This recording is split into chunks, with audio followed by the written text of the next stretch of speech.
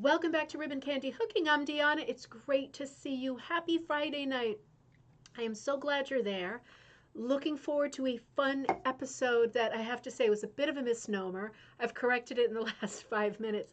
We are looking at the Green Mountain show, Hooked in the Mountains, that I went to with my great friend Kaz last week.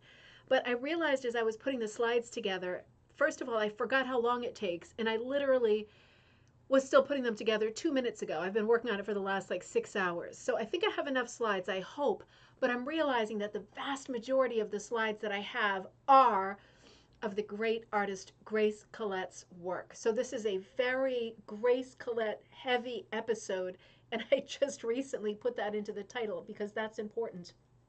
It was such a great show. I can't wait to share some of these slides with you. And as the week goes on, this coming week, we'll look at more of the featured artists because there were several artists who were showcased at the Hooked in the Mountain show in Montpelier, Vermont. And we're going to look at some of their work as well as the all of the other rugs, which was 99% of the show. It was fantastic. Let me see who's here tonight. Great to see everybody. Happy Friday night. I am having a Sloop Jam. Sloop is a brewery that's, I think it's in, gosh, is it New York State? I think it's New York State, Sloop. I know I went there on the way to the edge of Pennsylvania. And it was cute in this old industrial building, super atmospheric, ripe for like a serial killer movie, like lots of long corridors and very industrial. Very nice beer. I hope you're having something nice too. Gayla, great to see you. Happy Friday night. Sharon, happy Friday night in Vancouver. Great to see you. Becky and Barbara, excited for the show. Me too. I am excited for the show. I always forget how long it takes to move these slides into the show. Because I was thinking, oh, I'm going to finish up all those advent calendars right now, at least the ones that are like pre-ordered, so I can get those out this weekend. Yeah, a lot of time in here, but it's going to be a great show, and there is a great reward for all of us here because we get to look at this tremendous work. Crystal, great to see you. You hardly ever make it on Fridays. I'm glad you're there. Happy Friday. Kaz, great to see you. Happy Friday. Back at home, I guess, in Wisconsin. It was in the 70s yesterday, now it's 32. Winter is coming indeed. I think it is. It's very dynamic here too. We've got like biblical rain today, but it was really warm a couple of days this week. We'll see what happens, right? Mom, great to see you. Happy Friday night. Happy cocktail night. Oh, colder weather coming. Oh, I'm not sure if I'm ready for it yet. I guess nobody's consulted me, right? Karen, great to see you. Cheers from very cold Colorado. I bet you are not joking there. Melanie, great to see you. Melanie, I love the thing that you sent on email. You should be super, super, super proud. Ooh, how nice is that? I wish I had a nice glass of wine now instead of a crappy beer. Hey, it is what it is. Cheers, my dears. And Lisa just said it. Cheers, my dears. Tonight you're having a Lynchburg lemonade for cocktail time. Civilized. All right. I'm going to have one more sip. I've got to continue to wet my whistle. I'm having some tough days. I think, as you know, if you follow, I'm having some very tough, crazy, manic, super depressed days. But I have to say, it is a good sign when, despite all of that heaviness, I am really looking forward to running the show tonight and being with everybody here. It's absolutely true. Because if I wasn't looking forward to it, I wouldn't be able to do it. So it just goes to show that there are some things about the WWW that are great because it means that we can get together and talk about rugs and have this super, super geek out every Friday night where we look at stuff and just drool. And it is so much fun. Priscilla in Ohio, great to see you. And Robin in Wisconsin, great to see you. Linda B in Soggy, New Jersey. Happy Friday. Cheers, my dears. And Linda H in Massachusetts. Great to see you, Doreen. Cheers in Susan, Kansas. Great to see everybody. Ryan, hello from cold and dreary North Texas. Steak, oh, baked potato and red wine. You're killing me. You're killing me. I had trail mix because I've been so worked up. I haven't had an appetite, but I'm going to say that sounds very good. Very good. to keep out the chill. Finished 2 punched chair mats today, working on a vintage sideshow piece as you tune in. So you can be posting that this week, right? So we can see the progress on that. Hey, gallery night is coming up. What did we say? Um, Jane, my love, Jane in Wales, helps me with the calendar here. So listen, we've got some stuff coming up. I was in October. That's awesome, isn't it? Okay, so before I forget, Happy Veterans Day, right? Happy Veterans Day to everybody. If you have someone special who you're celebrating today, Happy Veterans Day to them. Super exciting. What a beautiful day. What a meaningful day. And I love seeing all the stuff that appeared on Facebook today, family members. And it was, yeah, it was great to see. Happy Veterans Day, everybody. Um, okay, so next, just so we're on the same page, next Friday, remember a few weeks ago I was talking about the artist Pierre Sylvain? He works out of like Hartford, New Britain here in Connecticut, and I had the wrong date for his show. So I missed his show. I knew I was going to miss it because I was teaching the day that it actually was. I kind of jumped the gun. But he has another event coming up on Friday the 18th. So it's at a place called Charter Oak. So if you're in Connecticut and you're interested in going to that, let me know because I'm definitely going and maybe we can go together. It is going to be a great event. He does all kinds of art, but rug hooking is one of his main mediums, as well as stained glass, mosaic. He's really a Renaissance man and he is really remarkable. There is a hook-in on the 19th in the quiet corner of Connecticut, also at Donna's place, which is called Whispering Hill. Again, if you're in the area or you're on that Rhode Island line, you might want to do that on the 19th. I'm teaching on the 20th in Madison, Connecticut. I'm teaching a great class. I should have that prepped to show you. I'm teaching punch needle, and we're doing one of the Abenaki designs that I drew ages ago. I modified it. It's called Path Through the Mountains, and it's like based on what I imagine Helen Albie's designs looked like. Remember those episodes last year or the year before? But of course, we don't have a lot of examples of her designing. We just know it was based on Native Americans, specifically Abenaki type designs. So that's what I did too. But the main thing was I used her colors because while there were no illustrations in her book on rug hooking, at the end of the book, there were these dye recipes. So those I could work with. Those were pretty, finite. I could figure out sort of what was happening with those. So I'll be teaching punch needle with those Helen Albee colors as I imagine they are. And this very simple pattern called Path Through the Mountains, which is like a straight line, and then zigzags like flying geese on both sides, because those are the mountains. Really fun. I'm teaching that in person. I think we slated for I think next week, the 18th, Friday the 18th, gallery night. So no specific theme this time because last time we did have a theme, kind of the spooky Halloween theme. This coming gallery night, no theme. Please send your wonderful work. Send your sketches, send your finished projects, send the projects that you are in the middle of working on, send anything that you have that you might have questions or want opinions on. Send your stuff in. It is good enough. It's good enough. It is good enough. I promise you it is. We will love seeing your work and we will love talking about your work. I never give critical feedback. I sometimes give suggestions, but I understand as well as anybody, I hope, that sometimes I like my stuff the way that it is. And I don't want to like fine tune colors or lines. I just like it because it speaks to me.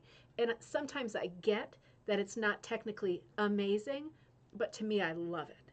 So I go on that premise with looking at other people's work too. And unless you're asking for suggestions, I don't give suggestions. So send in your work. It is good enough. Speaking of which, this is a disaster. This is what I've been working on for the last few days. Crazy times, right? So I came up with this pattern called, let me see if I can show it to you. Andrea, great to see you. I didn't finish saying hello yet. I'm going to come right back to that sidebar.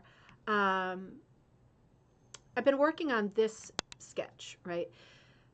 So this is a simple beginner's pattern that I'm going to offer as a pattern, a kit. There's a link to it in this video as a pattern. I'm working out the kit and I'm going to be teaching it via Zoom as a class and also in person. And I'll give you that information later in a few places right up to the holiday season. So this pattern is called A Cup of Cheer. Man, do I need one of those right now.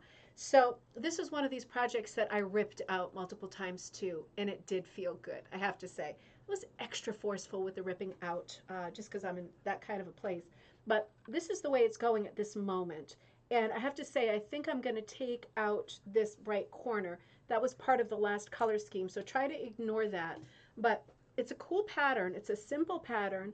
I'm using Sari ribbon, Sari, for the garlands on the trees. I'm using two colors of green in the tree. I'm using a spot dyed material that is like super, super, super 1950s pale blue for the background, with some cute little sort of pink and light blue flashes in it. And the main thing that I think is quite interesting, I haven't decided on the valances on the sides yet, but they're going to be pastel colors.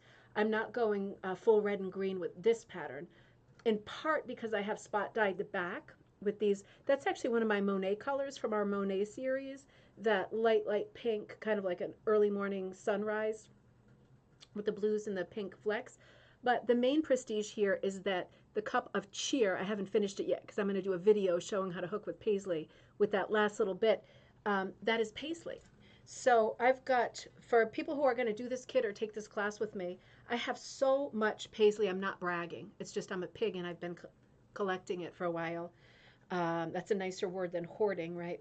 So I've got these three paisleys in cup of cheer. So and I've got lots of these three designs. So it's just interesting to use three different kinds of paisley because you get the lights and the darks and stuff. You see what I mean?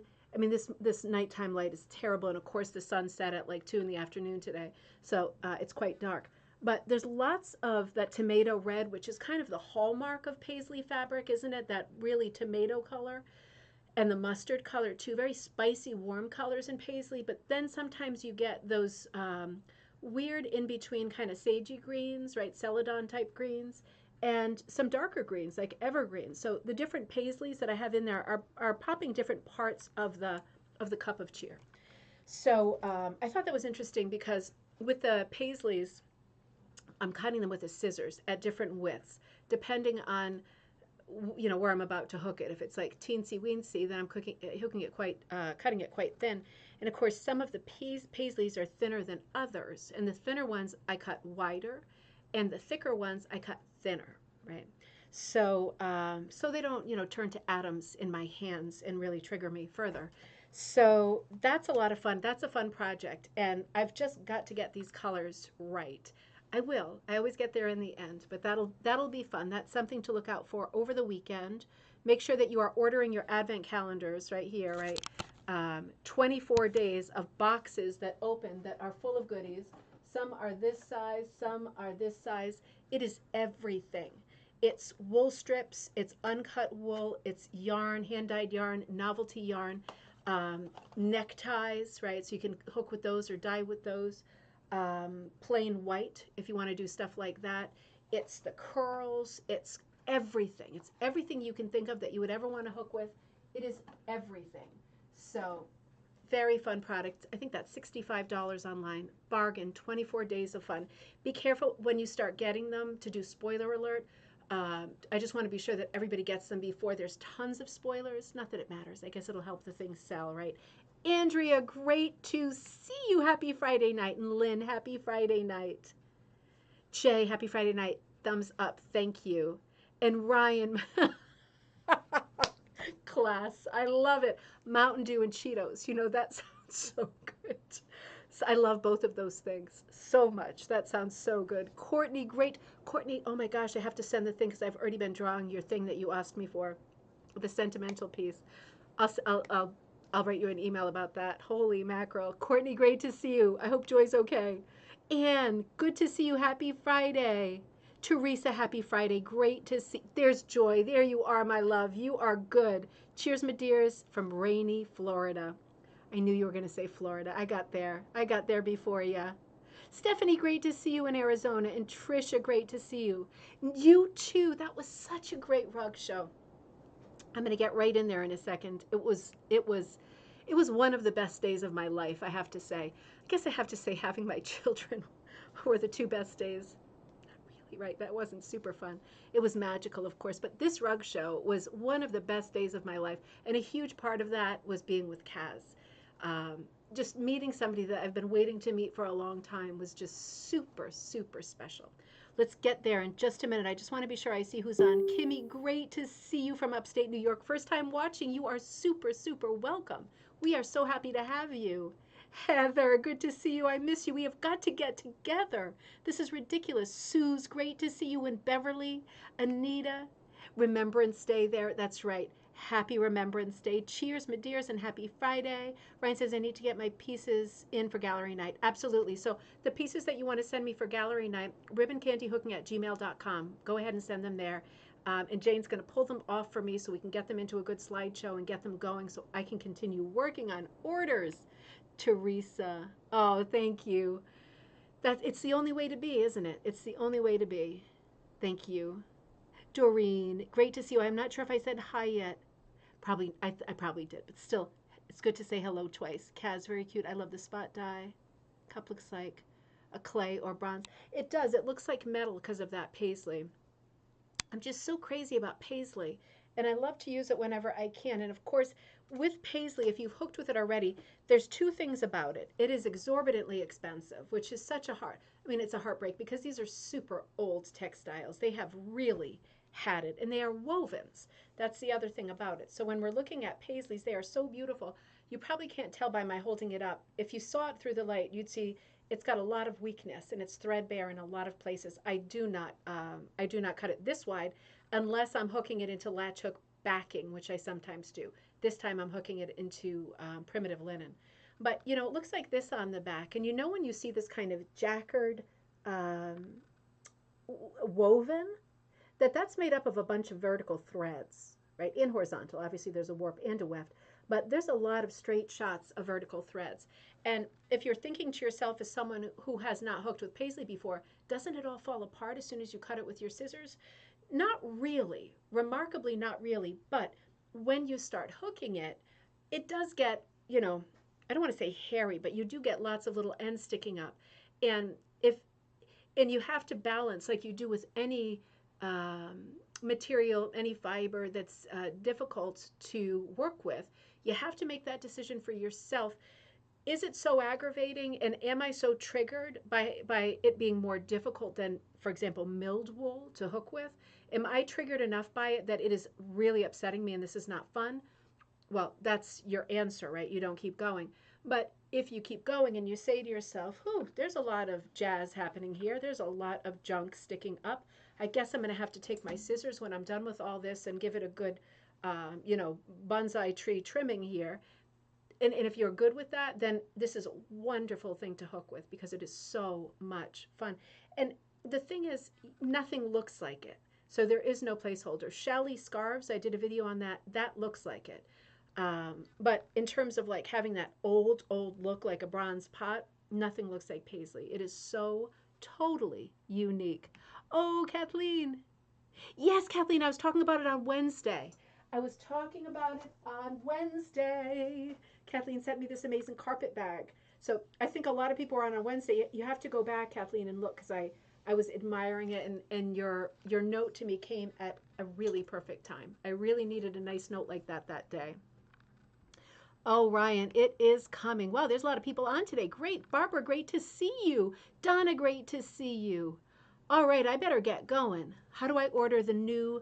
So there's a link in the description of this video that you can click on, and it takes you to the Ribbon Candy Hooking shop. And you'll see it there as a pattern. If you want it as a kit, you have to wait for me to finish the show because when I go home, I'm going to look at the material and price it as a kit. But for now, I think it's just a pattern. But it's there in the link, and it will be the same link. I just need to leave the studio, drive through this epic rain, get home, figure it out in my head on the way, and then we'll add in the kit as an option because right now it's available as a pattern, which is also fine. And I'm also going to list it as a class. So be looking for all of that, and let's get going. So the Green Mountain, the Hooked in the Mountain show was just amazing. I have a lot of photos to share, and I'm only sharing some of them tonight. And as I say, the vast majority of them are the work of one of the showcased artists from this particular year of Hooked in the Mountains, and that is Grace Collette. And she has long been one of my favorites. And I think I've met her before, but it was nice to meet her again. I think I met her on Zoom because she's the one who kind of hired me to do the talk on Alice Butler for the Wool and Magic Guild, which is the New Hampshire Guild, I think. She is so lovely, and her work is so different. Wait till you see. You might recognize the name and have an idea of what her work looks like. It's so different. It's so remarkable. Let's walk in a little bit first and see what we got. So this could not have been preface. This could not have been a more beautiful day either. And driving up from Connecticut, I was so excited to meet Kaz because there are lots, all of you in the thread here, many of you I know quite well from here, from talking, from just getting to know each other, over time and over Facebook and all that. And I know Kaz quite well, and I was super excited to see her and give her a hug. So I parked on the Village Green. It wasn't the Village Green, really. It was a college campus, but there was a giant green in the center, and it was just beautiful, warm, flashy warm. So it was a beautiful day, and we went in and we decided that the first thing we wanted to do was shop, which was so much fun. And then look at the rug show. Let's start down here with our slides. So this is the thumbnail that I used for the show tonight, and this is Kaz and I. Remember Kaz, you got so many compliments on this vest that you had on because it was like a denim vest that was deconstructed. And if you're wondering what that crazy material is, it's knitted, right? So I don't know if this was like always together as a part, but I know a lot of you knit. And it's almost like somebody deconstructed parts of the pattern pieces for the vest and knitted the same shape. You are a superstar. Kaz got so many, honestly, it was like everybody who walked by us gave her a compliment. Strangers, two strangers in a restaurant stopped and gave her a compliment on this vest. It was so exciting. Jane, you are up too late. 7, 8, 9, 10, 11, 12, 1. It is 2:22 in the morning, young lady. That is super naughty. Holy mackerel. But great to see you, my love. I'm happy that you're there, but I hope that you sleep as well. You see in the background behind us is a really extraordinary rug. It is. It is. So let's take a look at this. I don't want to go too far without acknowledging this rug called Stained Glass Lights on Cathedral Walls, hooked and designed by Kim Mizik, Miczek of Leicester, Massachusetts. And she wrote on the little plaque there, it said, "A trip to Spain and Portugal inspired this rug." And what she did, let's look at some pictures of it. Let's just admire it for a second from a distance. I have to say, I typically don't go for these myself. I typically don't go for floor-sized rugs because particularly when they're pattern-driven or geometrics, I always go for more low-hanging fruit, right? Like I'm a ding-dong and I like a story rug. And if it's anything beyond that, it doesn't grab me as much. This really grabbed me. It does have this stained glass glow, doesn't it? How does it glow like this? Well, she's using multiple shades of each color to go dark from light. And in doing that, you do get that great Tiffany glass blast of light from behind. So let's look at this closer up and see how this is done. This is a close-up of this rug, Stained Glass Lights on Cathedral Walls by Kim Mizik. You can see how she's moving ombre from one color to the next. If you're a beginner and you're thinking, me too, Robin, it's so, we're going to look at the border in detail too, because it almost looks like a colorful chain. If you're a beginner and you're looking at this slide thinking, how is this done? Well, the answer is typically you get dip-dyed wool, which is two-colored, sometimes more than two-colored. So sometimes you get a fade wool, which is called an ombre, because an ombre is one color that goes dark to light, right? When you do the dip dye, you can do multiple colors. So for example, purple and blue, you have the light blue, but on one side you've got more of the lilac going into it. And as you hook it, it makes that gradual change with each subsequent loop. You get more toward the lilac. It does the work for you, in other words. So this is something, yeah, let's come back over here instead of my face. This is something, beginners, that is easy to do, right? This is absolutely within your capability, within your wheelhouse. This is for you. This is a lot of outlining in black. You can see it's like 2 rows of outlining because it's a large scale rug. It is stunning, Karen, isn't it? it's a large scale rug, so it could bear a little bit more underscoring, right? So a very thick line, just to really make it real pronounced, right? This doesn't look filigree, it looks quite solid. So more of this color changing wool. This is easy to dye. This is easy to find and to buy. If you like this effect, stained glass rugs are sort of a whole genre of rug making, of rug hooking, and it's well worth investigating if you like the look of this, because it's one of these effects that really is. It's not that hard, right? I mean, it's not like it's not like this rug didn't take an insane amount of talent. That's not what I mean. This technique is absolutely doable for beginners. This border is just crazy. So I love the tweedy dark background of it. We're going to look at backgrounds with this rug because this rug is a standout for background color, including the border. So the thing with the border is, again, I know I bring this up a lot, but it reminds me of that toy, the Spirograph, from like the days of yore, right? So, oh, Carrie, great to see you. You're making a stained glass rug right now. Oh my gosh, you got to let me know how it goes. And we have to continue our conversation too. I kind of bottomed out, but I'm not done with that talk. That sounded fun. Now, this almost looks like it has kind of pointed leaves on there, but more often we see this kind of filigree overlap of a repeat design in rugs that are trying to give a hat tip to, like, for example, um, um, what am I trying to say? The transatlantic cable, right? Or the Masons, the fraternal organization, the Masons. Those are the two instances where we most often see cables, and we get, or chains. So we get that a lot in the border. This sort of evokes a chain, but it's way more whimsical. And the fact that it's flaring out into a pointed leaf and that the point is heading outward, it gives it almost like a spacey kind of heavenly feel to it, right? It flares all the way around. It's really visually quite exciting. This is a close-up of what it looks like. So while at the center of the rug, those stained glass, what would be the solder of the rug, right, the metal part, that's sort of underscored by doing double rows in black or dark, dark, dark gray, so that you get that very heavy outlining. Border, not at all. Big switch in the border to a sort of black and white or black and neutral herringbone print with very fine filigree lines, right? So completely different. Ryan says one of the downsides of acrylic, few ombres. That's true. That's true, Ryan. And I know you probably scoff at this, but what is it, Red Heart or Lion that does those giant skeins? I know that's not unlimited, but they do. It's not ombre, is it? It's color changing. I still love those. I don't really use them in what I do now, but when I was starting to knit, I used them a lot and crochet, like stuff, sweaters. I did a lot of sweaters with those for Joss and Teddy. He got some very colorful sweaters back in the day. Um, and Jane is asking, do you dye any of your yarns? Because Jane is a great acrylic dyer. This is something we talk about a lot. She has really cornered like the market on dyeing acrylics.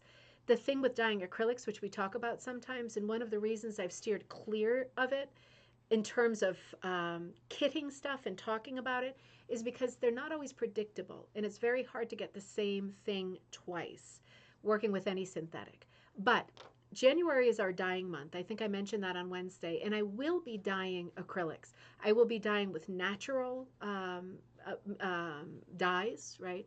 I will be dyeing with the aniline dyes, the chemical dyes, as I always do. I'll be doing lots of dyeing videos, a whole series, and I will be dyeing acrylics, and that takes a different set of dyes. So I'm curious to see what Ryan's going to say too. But this is a whole it's a whole huge conversation, and it's fun to think about and talk about because you can do such small scale dyeing for yourself at home and just take control of a little more of the rug making process, right? So for all of us, it's different, and for so many people, it's like, just bring me to door mill. I have the funds and I just want to buy stuff off the bolt. That makes sense to me. I don't need the aggravation and I'm not interested in that part. And then there's people who are more like, I've got to dye all my colors. I need control over, what colors I have and the shifts and how many shades of each color I have. And that's a lot of fun too. And then there's people who are completely crazy. And I'm getting to be one of those people fast where I'm thinking, end game, keep sheep. spin, make my own yarn and wool. I mean, that's like extreme when you want to control the whole process. But it is fun to think about controlling more of the process if it's interesting for you. If it's interesting to think about planting a dye garden, right? That sounds very sort of Anne Boleyn, doesn't it? Without the, Save your onion skins. That's right, Karen. Onion skins make the most beautiful soft yellows and also sometimes pinks. So save your onion skins. That's a great tip. And what do you keep them in, Karen? Like one of those netted bags so that they get the air still. They're not like turning all greasy and whatever, brittle. I don't know what they'd turn if you left them long enough. But yeah, you can ask your grocer for those too. They usually want to get rid of them because they're like flopping all over the floor and they're as good as a banana peel. You need sheep too, Courtney. We have so much in common. It just seems so fun. And every time I go away for a weekend or whatever, we do a little trip and I take the kids somewhere with a petting zoo.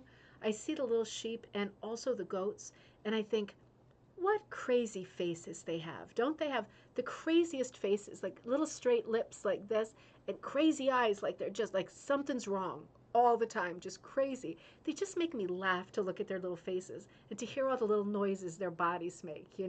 It's so relaxing, isn't it, to have those kinds of animals around. Open plastic bag. Okay, thank you, Karen. That's a great tip. And Ryan says, I plan on making a dye garden this spring, first time. Looking forward to the adventure. Oh, it will be an adventure. You have to keep us posted, all right? So this is the border. Let's move on. I have not move on to another rug. I had more to show you here because this is such a goodie. Let me just close this slide. Hang on. And so this is the background of the body of the rug, and it is extraordinary. So again, we're looking at a patterned wool. Um, it's hard to tell. It's very hard to tell when something's already hooked up what it looked like before, but it's definitely a two-color print. And what she did, what Kim Miczek did, Miczek, I hope I'm saying that sort of okay. She used colors from the rest of the rug, the stained glass part of the rug that she dyed, right? She used those same colors and she spot dyed this patterned wool. So that made the body of the rug. I'm going to show you, maybe this photo's better. You see how there is some movement and what looks like a bit of modeling in the background of the rug? It's not just flat and boring. It's not boring at all. In fact, the background is material, the patterned wool is material that is right off the bolt. So she wanted it to echo kind of stone walls. So she got this patterned wool, but then she drops in these spot dyes of the colors that are already present in the rug. This is a way of marrying colors, right? You have the colors that are present as the stained glass motif, also in the background. That means those colors are married together. We're looking at the same exact colors. Oh, was that the last one I did of that? I'm surprised. I thought I had more of that. And we're going to move over here. Karen says, yarn read, be sure to plant some amaranth and marguerite daisies. I have to pay attention to these comments too because I'm not such a gardener, and that's one of my big things is that I'm really looking forward to having a garden and being more of a gardener. I don't know if one can strive to be a gardener. I guess you can accrue information and learn about different plants, just like you can learn hopefully anything.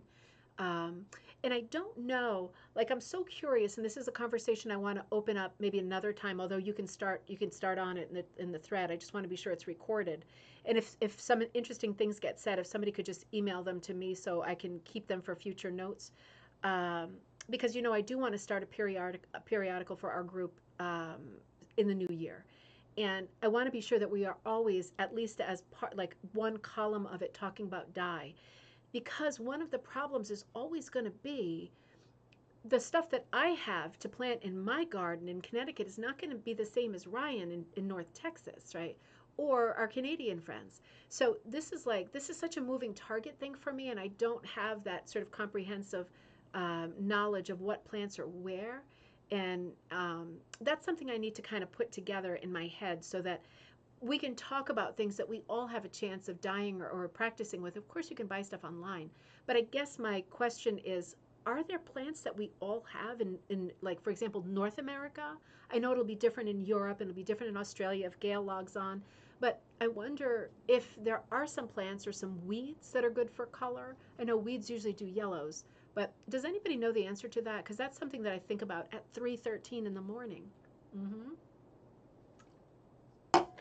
All right, let's move to Grace Collette.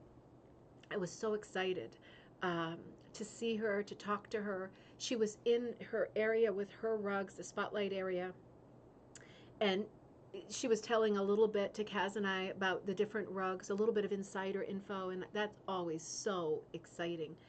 She was sharing it with everyone who walked by, but I was just happy that I was there when she was there, and I was able to capture some of it. So I'm going to try to relay some of this interesting stuff to you. Robin says, maybe a garden report from different parts of the country. Ooh, interesting. Robin, I like that. And Ryan says, dandelions everywhere. You know, that's a good point. Do dandelions do color? I mean, maybe they do. I know you can eat dandelions. I remember I've done that. That's like an Italian thing, isn't it? But it's actually in the Netherlands that dandelion salads were something that we sometimes ate. Super bitter. But can we dye with them, I wonder? Interesting. So all of the rugs we're looking at, probably until the rest of to the end of the show, are going to be by featured artists, and there was two featured artists. Tonight, I really want to focus on Grace Collette. Her work is extraordinary. It's just extraordinary.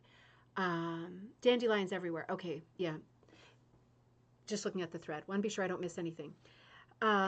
Grace's work is just over the top. And what I like about it, so she has that like Pearl McGowan certified fineness, like these fine cuts to her work. She's so whimsical and she's so story driven.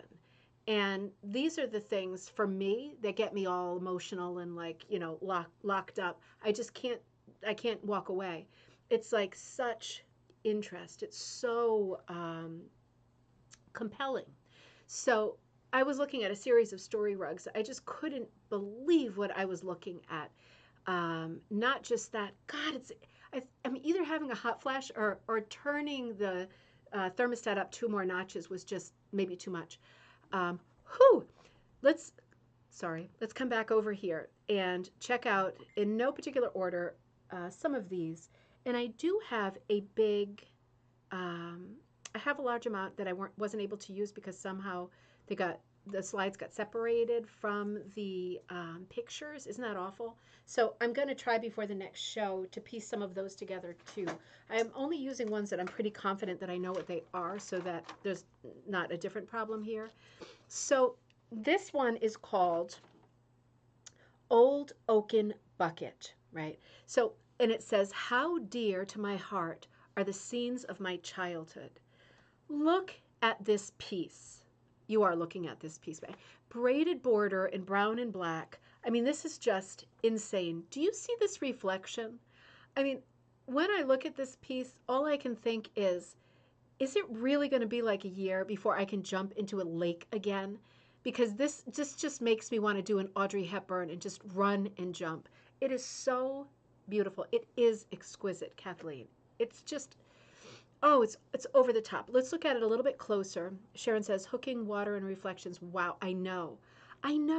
And with this one, because sometimes one of the things that we think about when we approach a composition that involves a reflection. So let's think about this for a minute.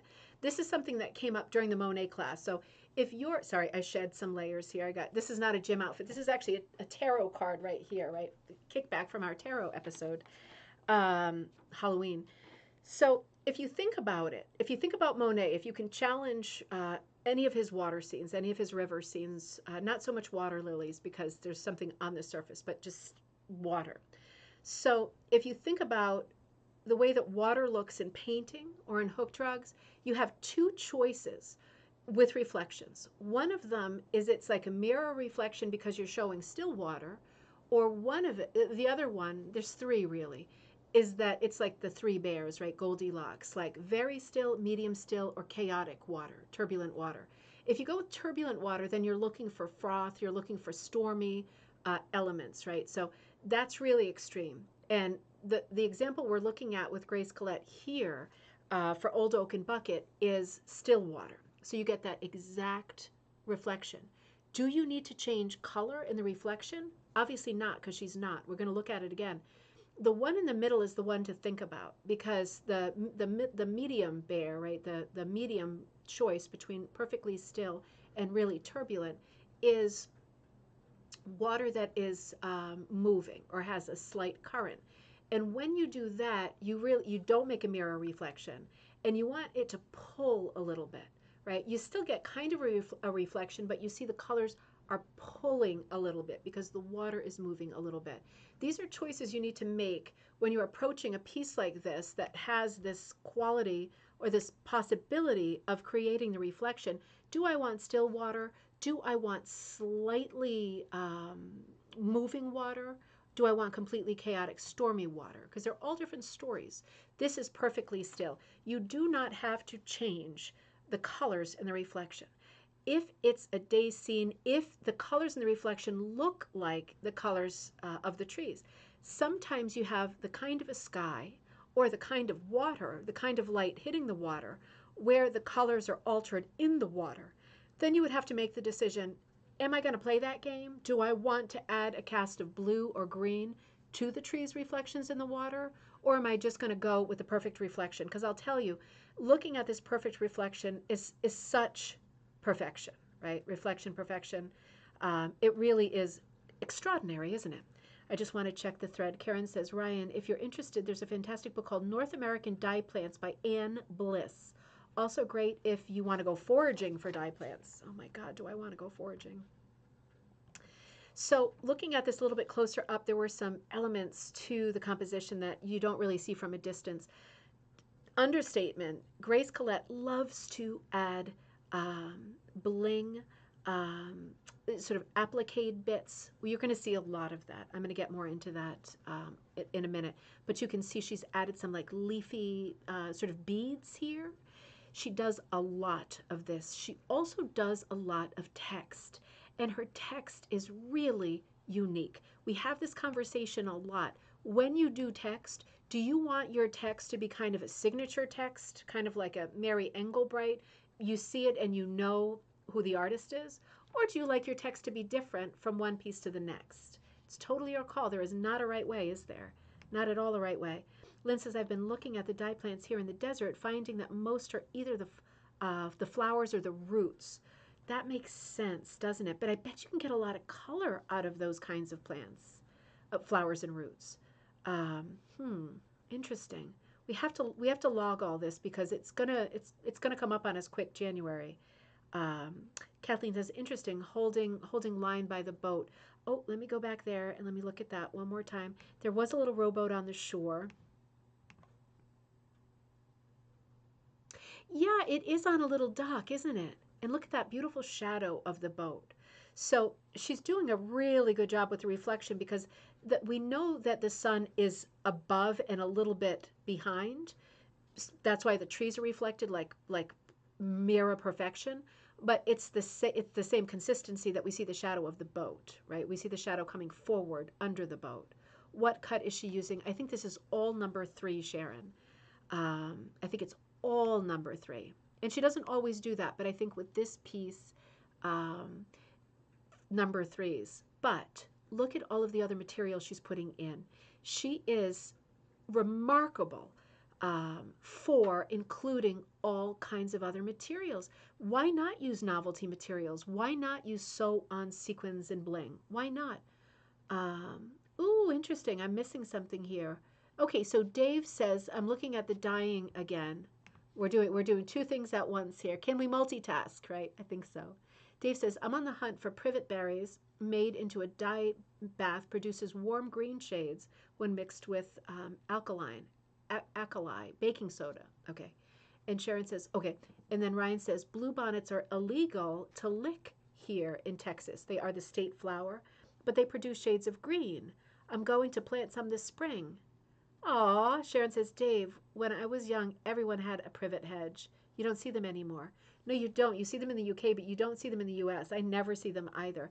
Sharon says, is that mohair? Yeah, it is mohair. Good catch. That is a giant fluffy, it's a mohair yarn.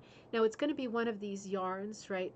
that you could probably get at a knitting store, probably at a box store, right? I'm not sure what the content is and how high end it is, but usually these yarns are partially refined. They're spun, but you get a lot of like blips and blops that are fatter parts to it that give great texture as you hook them in.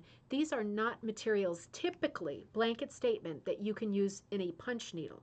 These are things that you have to hook. So if you are punching a piece like this, you could always come flip it over at the end and come back and attack bushes like this with your really difficult fibers, like your mohairs. Wendy, late, but we love you late or early. It doesn't make any difference. You are here. That's what matters, right?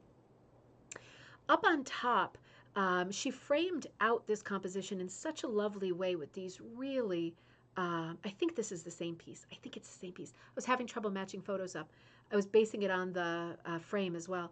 But beautiful border of these kinds of silhouettes, unexpected colors in the silhouettes of these dark flowers. She's doing a lot of this. She really is a master of this. Look at this reflection close up. See all these little dit dots? See, there is shading. There are tonal changes and shifts in the trees. There is even outlining in the trees. She's not killing herself trying to get huge definition from one tree trunk to the next, right? She's doing a bit of strategic outlining. But she knows that that's not important. The story will carry. You don't have to go crazy and be all persnickety. You just get the color in there like a watercolor artist, right? You wet the spot that you want to drop a little bit of paint, and then it fills in for you. And then you start to consider the next spot. She's used some patterned wool here. If you can see that little tree kind of on the top right, it's kind of like a oatmeal and red flecked tree.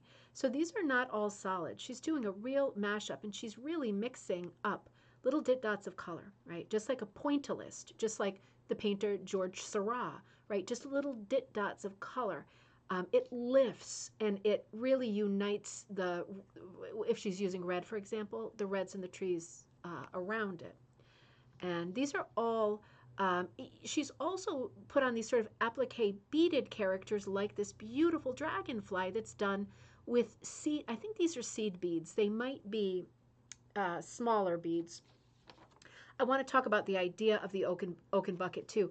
But, you know, I would never have thought these tube beads, right? These little tube beads are the body of the dragonfly. So she must be very interested also, because she does this a lot. She must also be very interested in creating beadwork that she means to apply to her pieces. So this is an art in and of itself.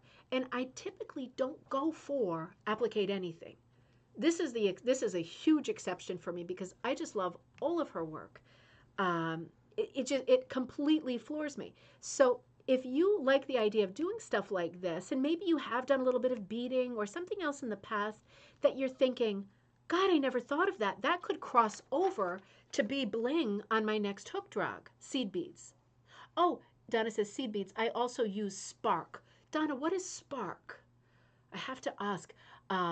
These look like, so seed beads, and they're glass, I assume, and they're teeny tiny, so then you would need like the beading needle, right? Interesting. So I'm sure that you can get books on this subject. I remember one time years ago, I went to this like convention thing with my friend Marnie, and we took a whole bunch of classes this weekend. It was in Atlantic City, right? I don't like places that have gambling in general. It's changing as I get older. I'm getting interested in everything. But yeah, it was a bit like of a dreary time of year, and the boardwalk was closed. And we just like, we took every class that was offered. We just all day long, flat out, right until late at night, we were just taking classes. And we took this one class in peyote beading. I know that doesn't sound right? Because that's something naughty too. But I remember she had us beading the tiniest little beads. They were tiny with these little tiny needles. And I remember she came over, and I had this joke on the tip of my tongue the whole class. I had it on the tip of my tongue in the car ride on the way up too.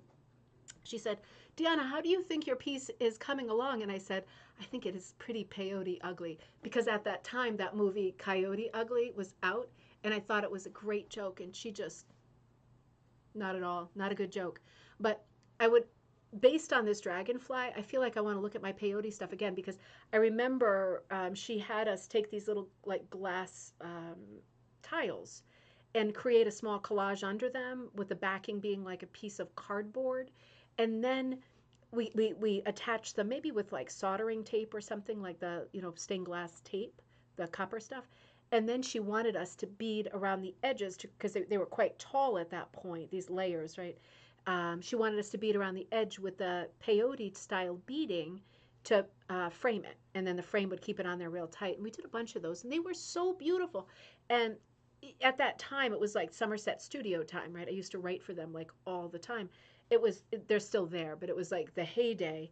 And everybody was doing this collage stuff. But I'm thinking, looking at this dragonfly, that it could be so cool if you wanted some photographic elements in something and you didn't want to go the sort of quilting route of photographing onto cotton or onto fabric or transferring, right? If you didn't want to go that route, you could think about doing something more like applique with beads and stuff like that, because this is all possible. This is maybe something to do a video on because this brought back a lot of. Oh, wait a minute. We got some info on peyote. Sparkle embroidery thread to make my stars. Okay, now what is that called, Donna, that sparkle? It has a special name, doesn't it? There's a special brand that is insanely expensive. This very, very, very fine, it almost looks like flossy, like angel hair. It's not the Angelina, it's on a spool. What's that stuff called? There's like one brand that does it, and it is incredibly expensive. Like I can't justify buying a bunch of colors of it but if you were going to use it for this, that makes sense to me. That makes a lot of sense to me because you're just embroidering on your loops, and that would justify the cost. Yes, I've tried beading; it didn't last. Me too, Sharon. It was super, super, super fine. My eyes started to go right around then. Peyote stitch is a very basic stitch. Okay, Barbara. For beading too, peyote stitch is basic. Or I wonder if they call it peyote because they're borrowing from an existing embroidery stitch. That could be the case too. All right. And Melanie says, I usually use size 11 or 15 beads for peyote. Great. So this is great information. Donna says, beads are more for wall hangings. Absolutely. Yeah, you would not want to have beads under your feet. You would crack them walking on them without a doubt. And yeah, it would be really hard to replace them too. And they would maybe damage and cut like whatever they were attached to, right? Kleinka. Huh, that must like be the root of the word small. Um, Interesting. That's not what I was thinking about. That's not the brand I was thinking about, but I don't know Kleinka. Interesting. See, this looking at these slides is going to take us into some crazy rabbit holes. Yes, there's odd and even stitch peyote. Interesting. Interesting. So yeah, so this dragonfly brought that sort of torrent of information, and good for you all for supplying it, right? This is really interesting. Just the idea that this is possible. Oh, I meant to say, hang on. So the old oaken bucket, right? I've heard of this phrase, and I said to her, "What is that? Like a Whittier poem or something like that? Like a Longfellow poem?" And she said, "No, it's a song, or like, is it a song or was it something before a song? It seems like such an old song at this point, a Scotch song by Samuel Woodworth, 1834. I don't know if it was older than that or if he just recorded it. It was really hard to tell from the internet. But this piece bears the text, "How dear to my heart are the scenes of my childhood," and it made me want to bring up the old oaken bucket because I have to dive down these holes. So I brought up the Samuel Woodworth song. Let me show you the full piece again. And I want to add to this part of the commentary that while Grace was standing there, she told a story to Kaz and I where she said she was showing all of her rugs to her grandchildren. And she was saying, just to get a feel for it, who wants what? And she was hoping that they would all choose different rugs, and they all chose this rug. So they all chose the oaken bucket, the old oaken bucket. And I said, that's a kind of a problem, huh? And she said, like, well, for them it is, right? So the lyrics to this go like this. This is a beautiful 1834 song. How dear to this heart are the scenes of my childhood, When fond recollection recalls them to view, the orchard, the meadow, the deep tangled wildwood, in every loved spot which my infancy knew, the wide spreading pond and the mill which stood by it, the bridge and the rock where the cataract fell, the cot of my father, the dairy house right nigh it, the old oaken bucket, iron bound bucket, the moss covered bucket, on and on and on and on. But I think maybe I don't, this isn't part of my childhood, this song. I guess it's maybe, I don't know if it's like more of a regional song or an older song. I thought some of you might like it, might like hearing the words to it again. It goes on and on.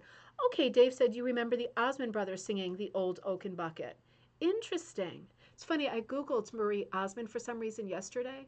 I saw her on Facebook, something for, she's doing a theater performance in Providence, and I thought, that's not her. That doesn't look like her at all. And then I realized the things that you can do, you know, that sometimes change the way you look, if you see what I mean. I was really surprised. Linda Ann, there you are. Love you all the time. Doesn't matter. So Old Oaken Bucket, all of the grandkids are going to be vying for that. But that is and I can see why. It's such a moment in time. It's such a beautiful, peaceful, relaxing, and masterful piece, isn't it? Now let's come up here. Hang on. I took a lot of photos of each one because there were so many corners of everything to see. Okay, Donna says, my embroidery thread is Sim thread. Sim thread. See, that's still not the one I'm thinking of. It's going to drive me crazy. Maybe we'll get there in the end. But it's good to have these brands in our heads as well, right? Now, this piece is called Geronimo. So we're moving on to the next Grace Collette piece. Geronimo is just does it not ultimately evoke childhood and happy, fun, silly times, right? I just love the idea. You know how the reference is you shout Geronimo when you're jumping in the water. This is something we still do. My kids still do this. I hope kids still do this because otherwise this reference is lost. But it said on the Geronimo plaque, it said, when I was a girl, my mother would play the piano after dinner and sing with my dad the lyrics to their favorite song. And it went like this. There's a tree in the meadow with a stream drifting by. That phrase inspired this rug. Many, many thanks to my grandson who made flying leaps off the dock to help me get the perfect scene for this rug. This is done also with beads and needlepoint number 3 cut wool, and it is 32 by 36. So let's look at this closer up. Isn't everything about this rug just the most beautiful moment in time? Just this idyllic place, right, where a child can climb right up there on the homemade ladder, right, terrifying for any mother to behold, but I'm sure perfectly utilitarian and safe. Dave said, I think Marie Osmond had her spirits lifted. Big in doll designing. Oh, okay. I didn't realize that. Interesting. I didn't realize that. Hey, whatever lifts your spirits, I'm all for it. I'm right there, baby, right? I am anything. All right. Bluebirds, you see the two, not blue jays, but blue birds on the tree. They're in a crook of the tree that almost looks a little bit like it's beginning to be a heart. Just really, really sweet. You see the pup down below and the grandson doing Geronimo under my favorite tree always, the weeping willow. That tree is supposed to be an inspiration to us here on earth, right? But it bends in the wind, right? It doesn't give way. It doesn't crack when it's stormy and things are bad. It always bends in the wind. That is a good, what's the word? A good lesson for people who don't bend easily like me. This is a close-up of little pup, but beyond this, you can see the light coming through that slat in the trees. Do you see how that's working? This is what makes her work so masterful. She's not doing crazy outlining. She's doing a little outlining. She's doing a little color change. She's a master of color, right? Absolute master.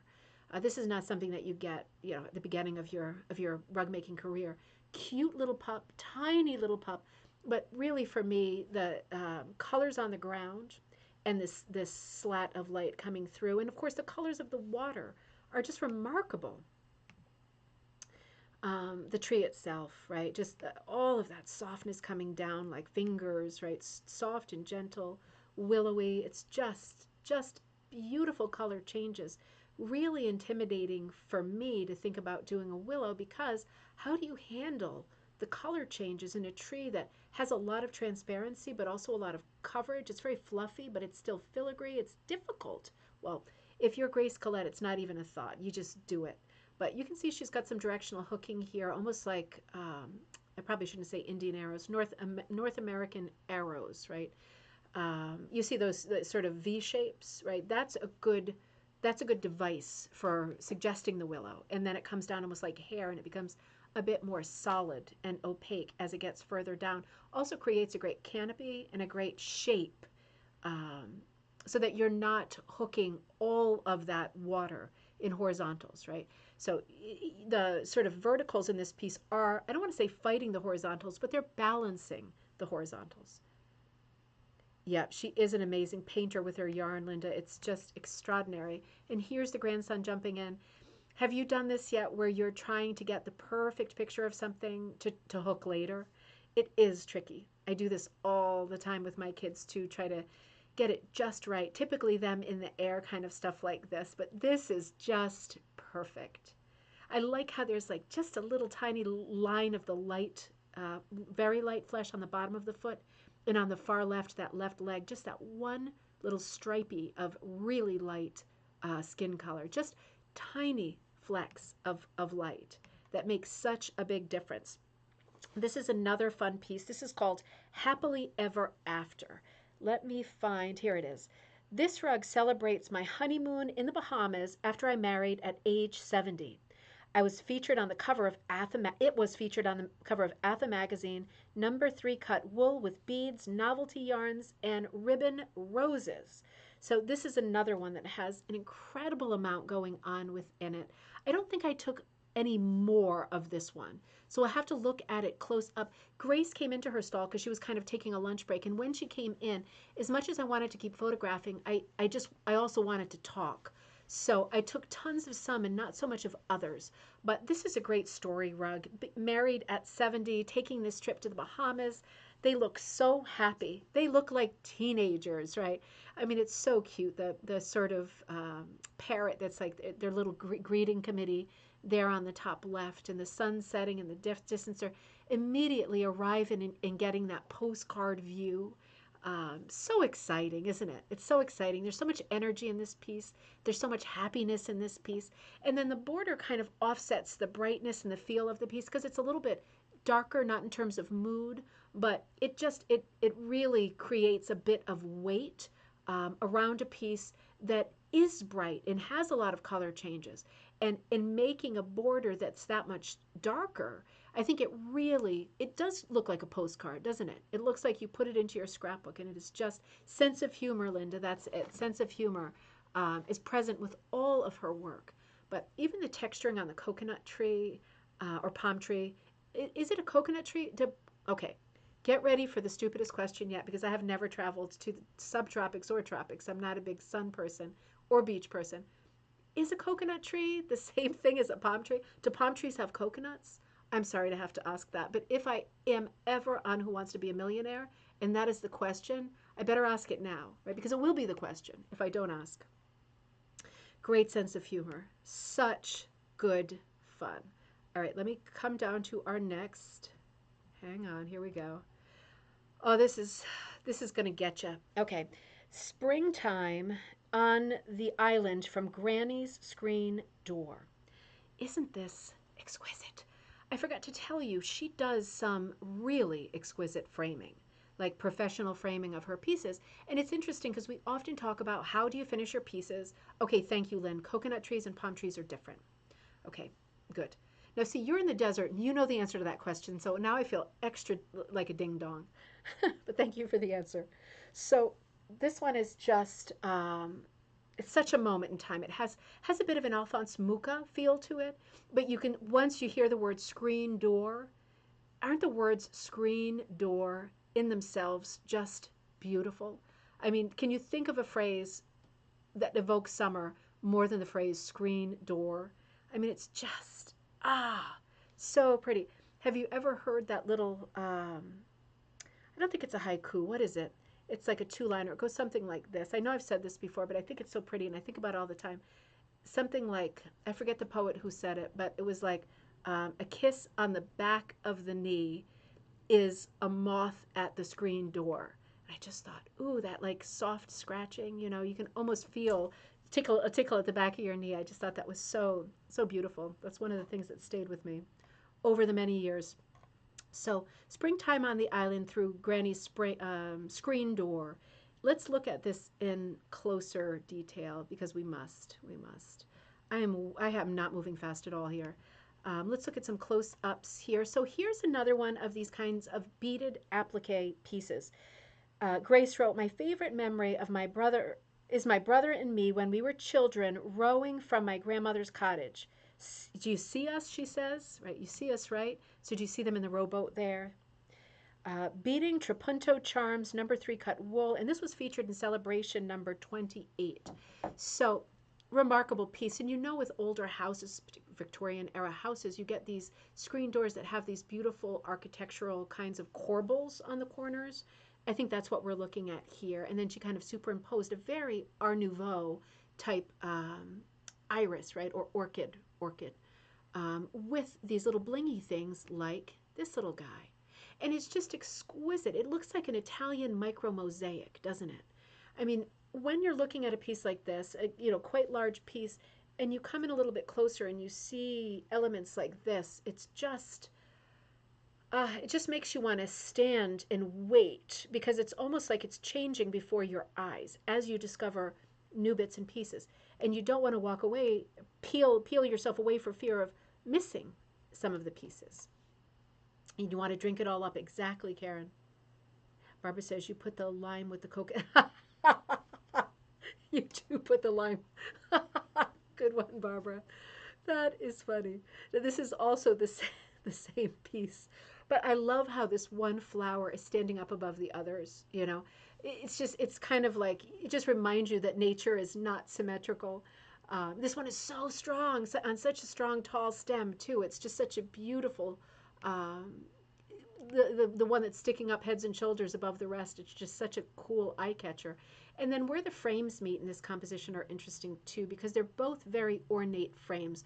One of them looks like the actual literal door, and this one looks more like an inset. I just love them both. They both have a very old-fashioned feel. You see in the distance how she's got the light going on this tree, and it is to die for. But then the colors behind as well, because this is spring. So a little bit of color popping behind. The shading and everything on these pieces are just amazing. I took side views of them too. I don't know if you can tell, but the large flower here is Waldoboro style. Is it Waldoboro or is it Trapunto? Ooh, let me see if I can get a better read on it. She does both Waldoboro and Trapunto in a number of her pieces. Hold on just a second. I'm kind of skimming. Okay, you know what? I think this is Trapunto. I'm going to show you the other slides at in greater detail in a minute. So let's stop here for a second. It's hard with a camera, even standing right next to this piece, it's hard to get the view of the raised relief part. So we're looking at a very high relief flower. And when you're doing Waldoboro, we're going to see some examples of Waldoboro. When you're doing Waldoboro, you're hooking quite high, right? You're hooking highest in the center of the unit that you are doing in Waldoboro, whatever the shape of the piece is, and a little bit lower on the edges, and then you're cutting it with your scissors, almost like you're cutting a pom-pom, to create the shape of it, so it has relief. With something like this, this is much higher relief than you could get from Waldoboro. It is really popping out there. So maybe some of you already know the word Trapunto, but this is something to think about. Trapunto is done. I wonder if I have 2 pieces of paper. Yeah, let me see if I can get 2 pieces of paper to show you. Mom used to do Trapunto when I was growing up. Trapunto. It was very big in the 70s. Trapunto is when you have 2 pieces of fabric, and this is what you do. Say I have, let me get my Sharpie. Say I have, I'm making a piece with a leaf, right? We're going to keep it simple. And I want to do my leaf Trapunto, right? So obviously this would not be my composition, but let's say I wanted to do that element in Trapunto. What I need to do is sew, and you could certainly hand sew, behind the backing fabric, not on the front, on the back of it, sew another piece of fabric. Could be anything. It does not have to be linen, right? It's probably better if it's not. Probably better if it's something that doesn't want to unravel, right? Just any other kind of fabric, any fabric at all. It's not going to be seen. What you do is you sew this shape a little bigger than that, right? A little bigger with some seam allowance on the back of it, and then you flip it over, and now here you've got, you're going to have to ignore my words because I'm fooling around with, this is the reverse. I'm fooling around with old commentary from Halloween. This is the front, this is the reverse. Now I've got a little piece of fabric here for the back of the trapunto. I've sewed it around the edge, right? This is reversed, but I sewed it in the shape of a leaf around the edge. And then I'm going to take some scissors and cut into the shape just a little bit, just a tiny bit. And if I want a vein, for example, in the leaf or many veins, I've already sewn those in. So that there's lots of contour lines if I want that.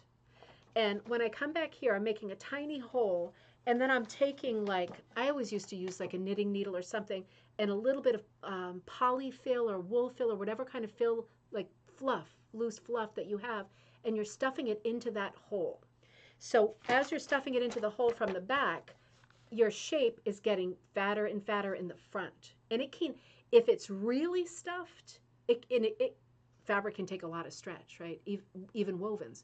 So if it's really stuffed, you're going to get a super high relief, and it's going to be all stuffed in the back there. And you can just, you can decide for yourself if you need to close the hole with one little stitch or whatever. It's, you know, minor surgery.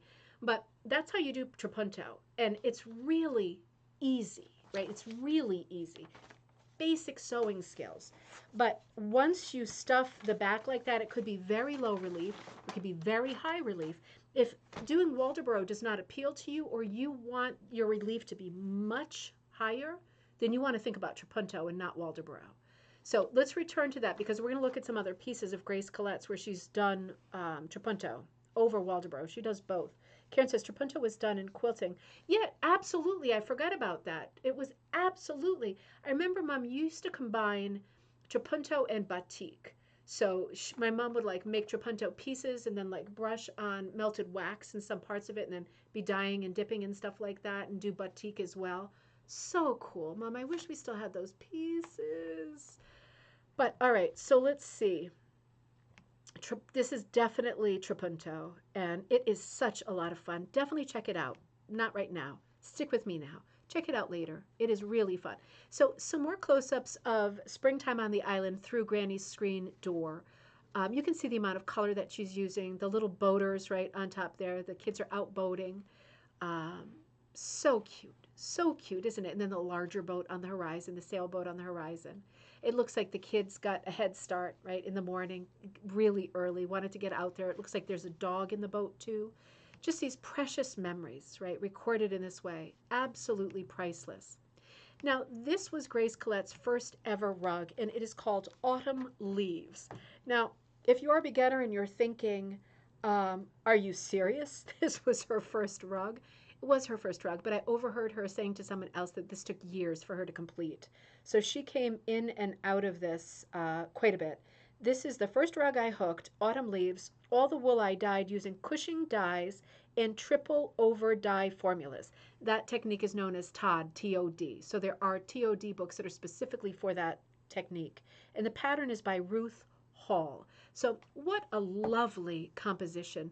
What soft colors. It's unexpected, isn't it? There's lots of browns and rusts and sort of terracottas and burnt colors in here. And there's also these very light kind of skeletal colors in here too, almost like bone colors. I love this piece. I love her original pieces more, but I love this piece too. Dave says, I remember cigarette cases and eyeglass cases done in trapunto way back in the 1970s. Virginia Slims, menthol cigarettes too. I don't think I've seen trapunto cigarette cases, but I'd like to see them. They'd probably make good business card cases too. I'm going to have to do an eBay search a little bit later. Now, oh, Melanie, let me read what you wrote before we move on to another gem. Melanie says, my grandmother took any kind of patterned fabric and stuffed certain elements. Oh, interesting. Then she took an old picture out of a frame and made all her wall art that way. Oh, interesting. That is so sweet. You know, it was much more of a thing years ago to be doing stuff like combining and more collagey stuff, more multimedia, mixed media. I mean, the stuffed frames and stuff too, stuffed scrapbook covers, all of that. But I like how Grace Collette is bringing this back because if somebody were to say to me, I'm working on a hook drug and there's an element of trapunto, I'd say, what's wrong? Like, what? Why? Why aren't you just doing Waldoboro? I mean, don't you want to keep it pure? I mean, even I would think that. You know, I'm the least pure person in the world. So I gotta have a sip after I said that out loud, right? So it's just nice to see a renaissance of these different techniques. Grace Collette is like a collector of techniques, and I love this because she's using them all in such a classy way that it's like um, validating and enabling, right? Because you think to yourself, oh God, I used to like that back in the day too. Dare I do something with beading? And then you look at her work and you see it done as high art, and you're thinking, oh, mine is going to be all crafty rafty. But then you see hers, and it's like, oh, interesting. Maybe not. Maybe this can work. And even elevate the level of your work and the interest of your work by adding some of these different techniques. That's what she is a master at. Grace is a master at many things, actually. I can't just like limit myself to one. So, talk about extraordinary pieces. I loved the autumn leaves, but this is what I mean. Her original work is, just makes me crazy. Shield, shield from evil. Sorry, shield from illness and evil. So, oh, Gail, I was just talking about you a few minutes ago. I always do this to you. Good morning. Good morning. I was saying in different parts of the world, what kinds of plants do we have for dyeing? And we were talking about North America, and Ryan said maybe everybody has dandelions. And I was thinking, in Australia, do you have dandelions? Do you have any of the same plants that we have in North America? Because we're projecting forward to doing our dye segment in January. So that's why we were talking about you.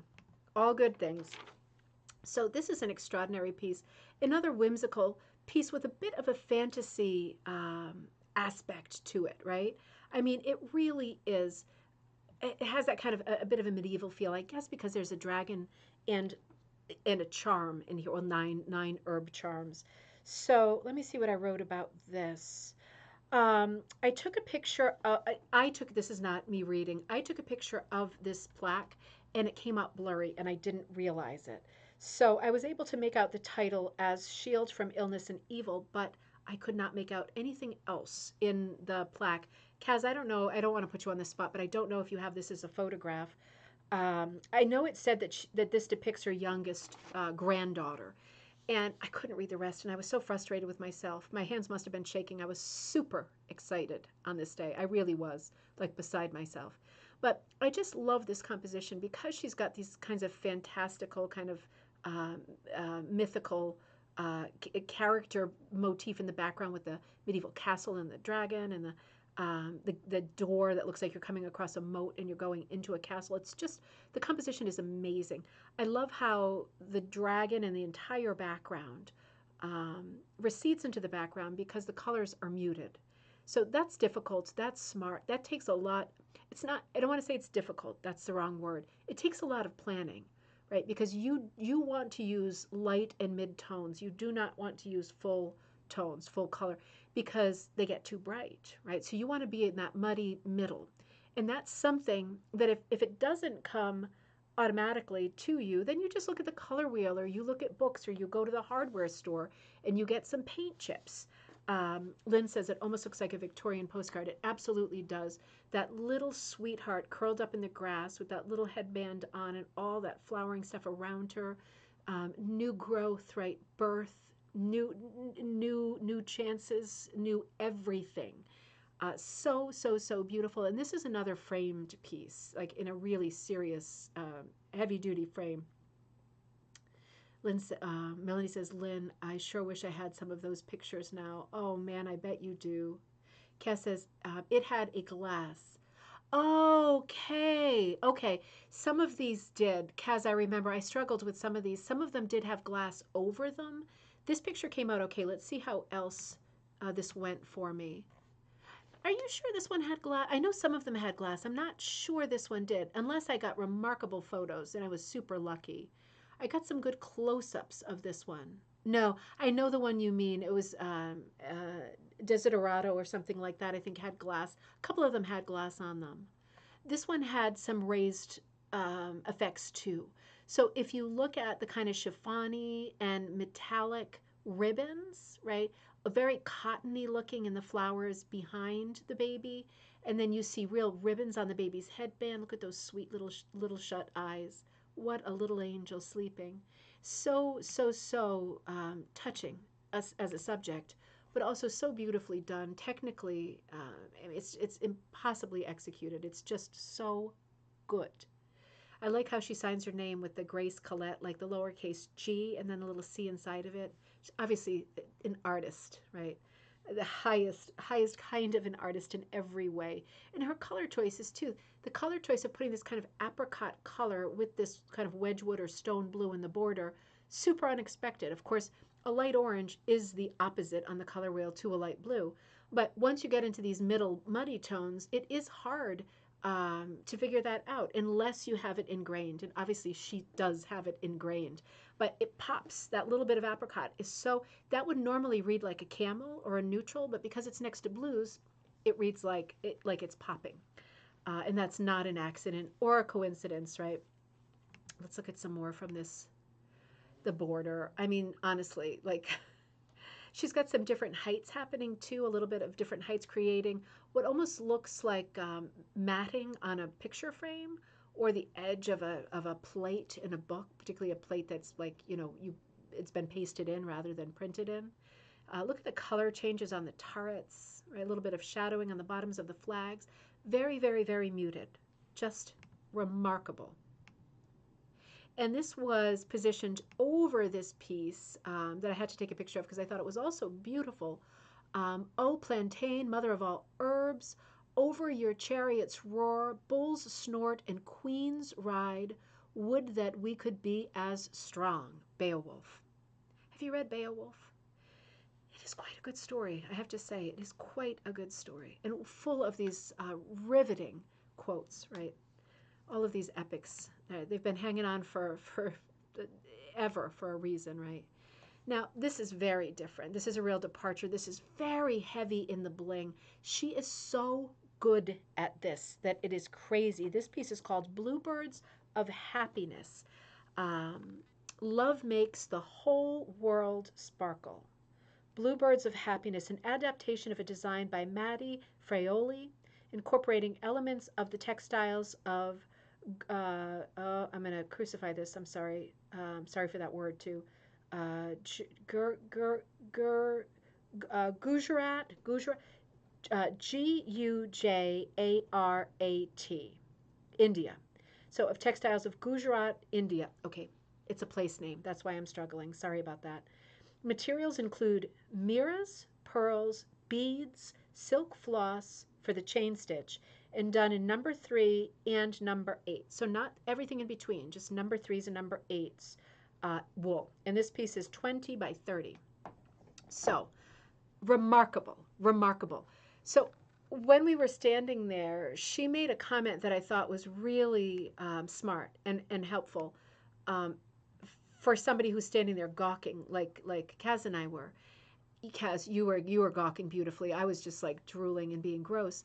But this had so much happening, like the background colors. You see how there is a bit of a maze happening there with like a more buttery color mixed in with that ivory, maybe kind of a parchment married to the ivory there. She has sewn in all kinds of pearls, beads, garland chains, mirrors. Now, again, if somebody were to say to me before I saw this show, what do you this is all the stuff I'm going to sew onto this rug, I'd be thinking, oh God. But I mean, this is just beyond. It is just beyond. Yes, she did the blinged out Elvis. We're going to see him and a pheasant. Yep, those are coming up. So this is a real hat tip to Indian art, and of course that is the ultimate of blinged out.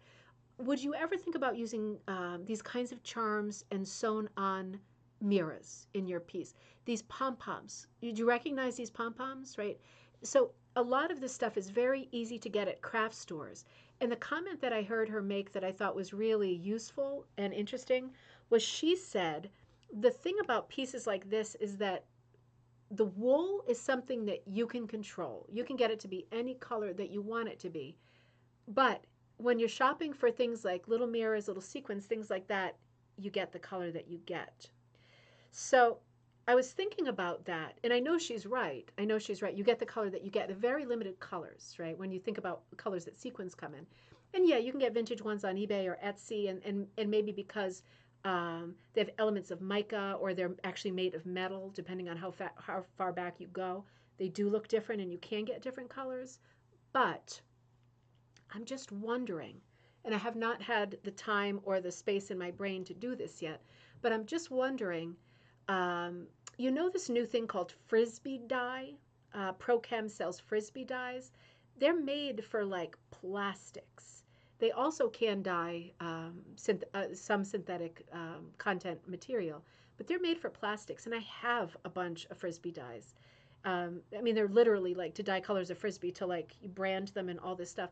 But Frisbee dyes could be interesting because I'm wondering if you wanted to do more stuff with plastic beads or sequins or any of that, because sequins are plastic now, right? They used to be metal, but now we typically see them as plastic at the Joann's or Michael's. I wonder if you could dye those. I'm just wondering because, of course, you can get the metallic, you can get the iridescent, you can get the transparent, you can get the holographic. I just wonder whether Frisbee dyes would be a thing, you know. That was something I was thinking about on the way home after I left Montpelier. But anyway, so I am taking forever. Hang on. Sorry. I thought I had no energy to run the show because I was feeling so down. But it turns out as soon as the camera goes on, I turn into a little piggy. Okay, hang on. I'm looking for this particular slide and I'm not finding it. There it is. All right. So this piece also had raised details. So, and this would have been trapunto again because the wings are raised. So obviously this can't be Waldoboro because it's not done by hooking hoops. It's done by sewing sequins on. But you can see she's got little shelves of color going from purple to blue to turquoise to bronze or bronze green. Absolutely amazing. Look at all of the beads that are sewn down, right? Isn't that amazing?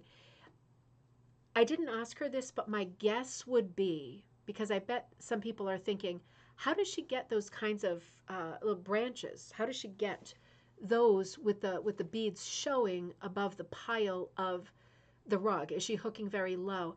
I think what she's probably done is string the seed beads onto a thread, or the beads, right, barrel beads, whatever they are, onto a thread and then sewn them on at intervals. That would make a lot more sense than sewing each one, right? That would be a lot less labor intensive. And I feel like you'd have a lot more control over how fluid it could lay down, right? Instead of being all jagged little pieces, you'd get one long piece that you could then manipulate and tack at different intervals. It'd make a lot more sense. But you can see she has really gone to town here. Collecting all kinds of different materials, mirrors, beads, some knitted bits and pieces, different kinds of embroidery threads, metallics. This is one of these projects that you say to yourself, I have a lot of stuff sitting around. Should I be ashamed? No, you shouldn't. You've been training your whole life to do a piece like that. Oh, I didn't realize that. I'm sorry. I didn't realize that was the last one. Hang on. You've been training all your life to do a piece like Bluebirds, right? So if you have all this stuff and this is speaking to you, look at some Indian art this weekend and some Persian art. Look at some costume and some bling. Take all your bling out, right? Take all those coupons to Joann's or Michael's or whatever and just empty the bling aisle and bring it all home and think about how you could make this work. The bird wings are trapunto, but the birds were flat. So much happening there. It was just gorgeous. Another gorgeous piece. This one is called Peace, P-E-A-C-E. So let me find this. Here it is. Featured in Celebration 21. This was a gift for my son Dan, whose passion is hunting white-tailed deer. This was the first thing I ever drew. number 3 cut, and it's 36 by 24. This is another beautiful composition. Has that nice nighttime feel to it, doesn't it? Beautiful tree in the background, right? This kind of remote spot. Little bit of a forlorn landscape that the moonlight is helping with that atmosphere, but lots of creatures about. Flowers are blooming. The moon is reflecting as the deer walks through this, or stag walks through this little bit of water. All kinds of things blooming with like this white cast to them because of the moonlight, and the lovely rack on the stag's head, right, catching the light, little soft face, little owl in the tree in the perfect place, nice tall sort of evergreen in the distance, and that beautiful dragonfly sitting on top there. Let's look at it closer up. Beautiful hooking. So you see she does hook in number 3. So a very narrow, thin cut, but the deer does have a velvety look. Absolutely, it's a lot of colors, right? It's a lot of colors, and that's how you achieve this kind of contour and definition. I mean, look at the water too, and even look at that little whatever that is, pansies or violets near the water.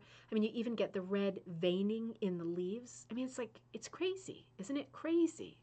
It's just so lush and beautiful.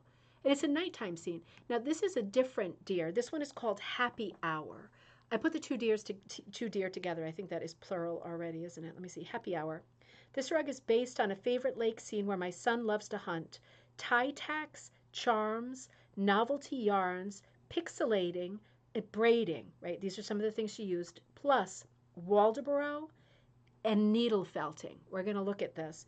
Number 3 cut wool. So we've got another beautiful black and brown braid around the edge, another reflected sunlight. Do you see how the water in this case is that in that medium stage of agitation? It's not the calm, it's not the peaceful reflection, but it's not the stormy chaotic. It's right there in the middle. And you see how when you do that, you need to drag some horizontals of colors across to get the reflection.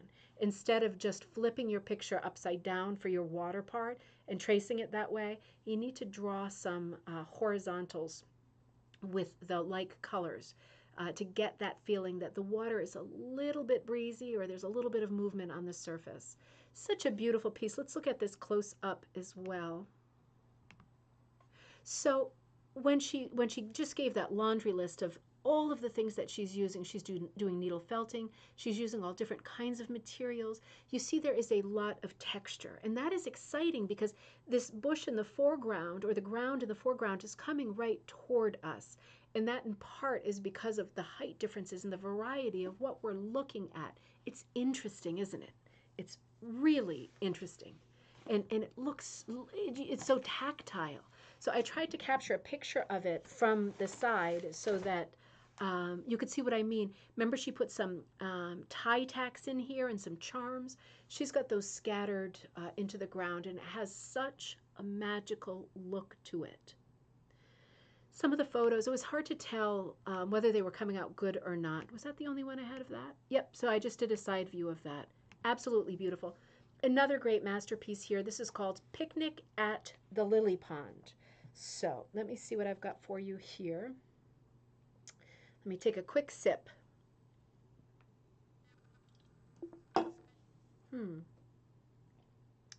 Oh, here it is. For many years after working all day, my dad would row the family down the river for swimming and a picnic by the lily pond. Another happy memory.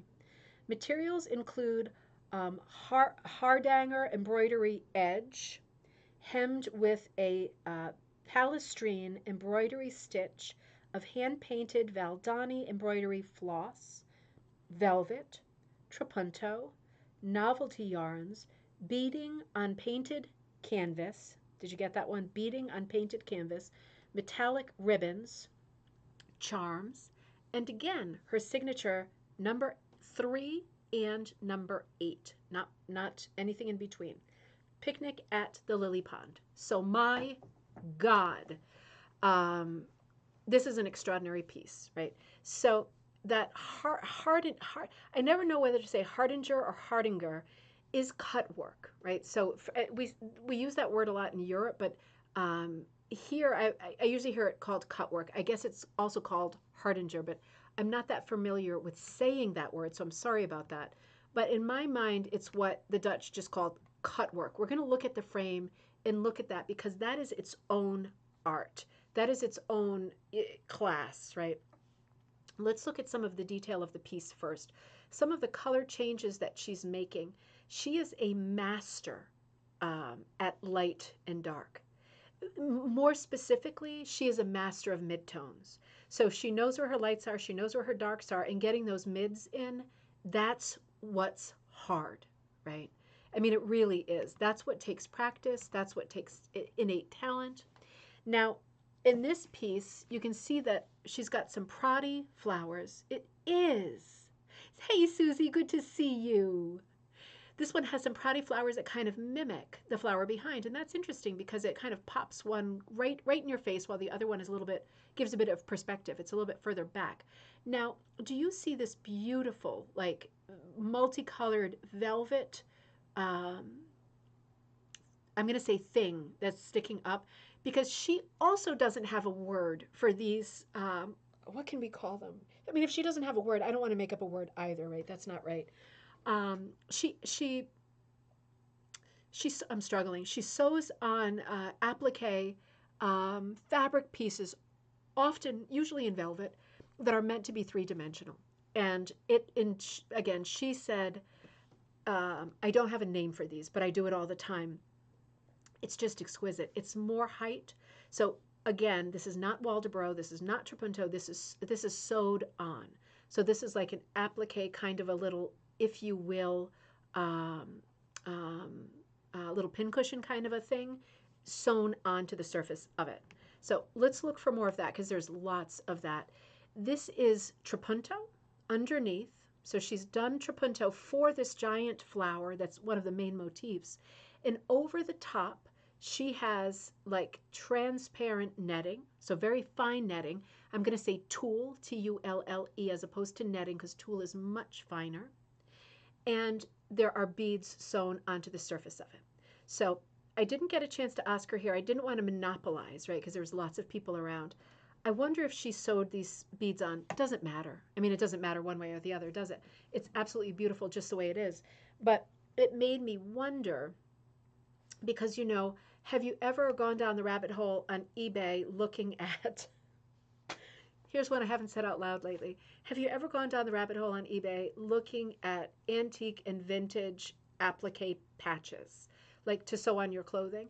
It's a whole area of costume, right? We use these a lot when I worked in costume, particularly like for 1920s era stuff. You get really oversized patches that already have pre-sewn, probably in Japan, sequins and beads, really, really fine. But some of these are super expensive, and they were back in the day too. But interesting to think about, in light of the Grace Collette stuff here, interesting to think about using them in rug hooking. Because if you're thinking, God, I love this effect, but I am not good at sewing seed beads. This is not for me. Well, maybe do that, deep dive on eBay. You might find the very thing. So she's got an applique thing here, the big flower, right? And then, it's like kind of a lotus shape. And then underneath, it's one of her attached, I'm going to call them pin cushions. That's not what she calls them. And that it's not a pin cushion. But I'm just trying to go for a three-dimensional shape. And I'm using the word pin cushion as a placeholder. Becky says, my mom used to do hardinger embroidery, beautiful and so detailed. I have so many. It is exquisite work. It is exquisite. It's fairly rare to see. This is it right here. And what it is you are in a very controlled way cutting some of the threads in your backing fabric, and then you're making strategic stitches so that the rest of it doesn't unravel, and those stitches are decorative. So you've got two things going on. You're taking away, like you're carving out of it, and you're shoring it up, but you're being thoughtful about the way you shore it up because you want the pattern to sort of stabilize the parts that you've removed to be a pattern and to be decorative. So it's very precise. It's very you're going to need some serious glasses. I mean, I'm going to need, maybe not you, I'm going to need some serious glasses if I ever want to do this. But it is like surgery, cutting one thread here, one thread there, getting those stitches in so that it does not start falling apart in your hands. You can see she also, around the edge of this piece, her backing fabric, she did the blanket stitch, also known as the buttonhole stitch. It's the same stitch. And that is the edge of the material. And then the piece is mounted onto what might be watered silk or some kind of a, I can't tell what the material is behind it, but it's mounted flat onto something else and then professionally framed. So that works, doesn't it? I mean, that works real well. Pulling back a little bit from the edge here. I mean, talk about how do I finish my piece? I mean, you finish it however you want. This is just incredible. All of these options, because she has hooked and then she has decided to keep that border on instead of tucking it under and whipping it or finishing it in a different way. She's leaving that border on and she gives it the old blanket stitch around, and then she does the hardinger right around the edges. Very arts and crafts, right? Because she's not going right around the edge. She's leaving the corners out. Very arts and crafts. And in the corner of this piece too, you see like the kind of weeping willow again. It's probably like the same scene or the same vicinity. And then the rowboat. And you see how there's a real little wooden oar that she's attached there. She's doing so much with applying decoration to the surface. This is another beautiful piece that is called Sunset, a much smaller piece. Let me see what I have for you with this. I think it just said Sunset. This one didn't say anything else. Beautiful piece, great use of silhouette, very kind of monochromatic, maybe duochromatic. There's a lot of sort of red oranges, the russet family, and then the brown. So it could be seen, I guess, as monochromatic. There's yellow too. Beautiful piece in silhouette. This is one of her smaller pieces for sure. This is another great story rug. This is called Rescue of La Bella Giulia. So this is a big deal of a rug. Let me read what she wrote. My son is a sea captain, and this rug depicts his rescue of the U.S. Coast Guard. Can you find the images of a dolphin and a shark hidden in this rug? Novelty Yarns, number 3 cut wool, featured in celebration number 24. It also got the People's Choice Award for featured exhibit at Sauter Village 2022. Congratulations, that was this one. Amazing. It's a story rug. It is amazing. I'm going to give you a second. I see the dolphin. I won't point him out yet in case you're still searching. I don't see the shark yet. Huh. Yes, I see the shark. Okay. Oh, interesting. Well, I bet you're going to find them, and I don't want to spoil it for you. Helicopter up in the, I mean, this is such, it's such an exciting story, isn't it? It's terrifying. It's super dramatic. It's very uncomfortable is an understatement. Very high drama piece. In the fact that this is a story about her son. Very, very meaningful. Really, really important piece. Just that drama in the sky. You see the dolphin now, right, over on the right. You see the guy coming down. Now, what do they call that? There's a special name for when they use that cord, right? What is that thing called? I know I've read that, at least in old histories of the Coast Guard, like the, what was his name? Edwin Mitchell Valentine, I think, right, wrote all those New England coastal, my brain, New England coastal stories, and he always used this specific name for rescues they did with this cord. Anyway, you can see she's added all of this eyelash yarn to it, lots of novelty yarns. It looks like some shaggy chenille. Talk about turbulent water, right? So she's shown us 3 forms of water already in this one exhibit. This is super turbulent, and it certainly is helping having this eyelash yarn, and it brings up the froth of the water. It's very, very violent, right?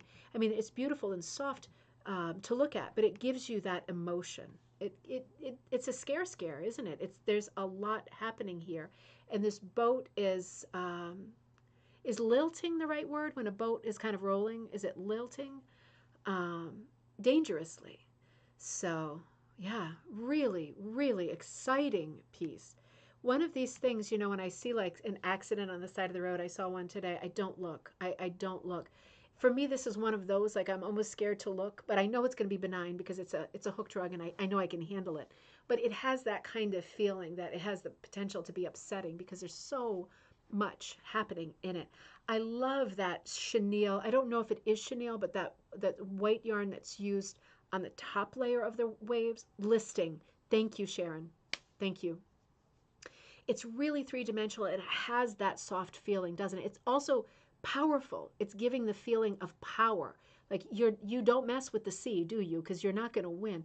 Just so exciting, isn't it? And very different.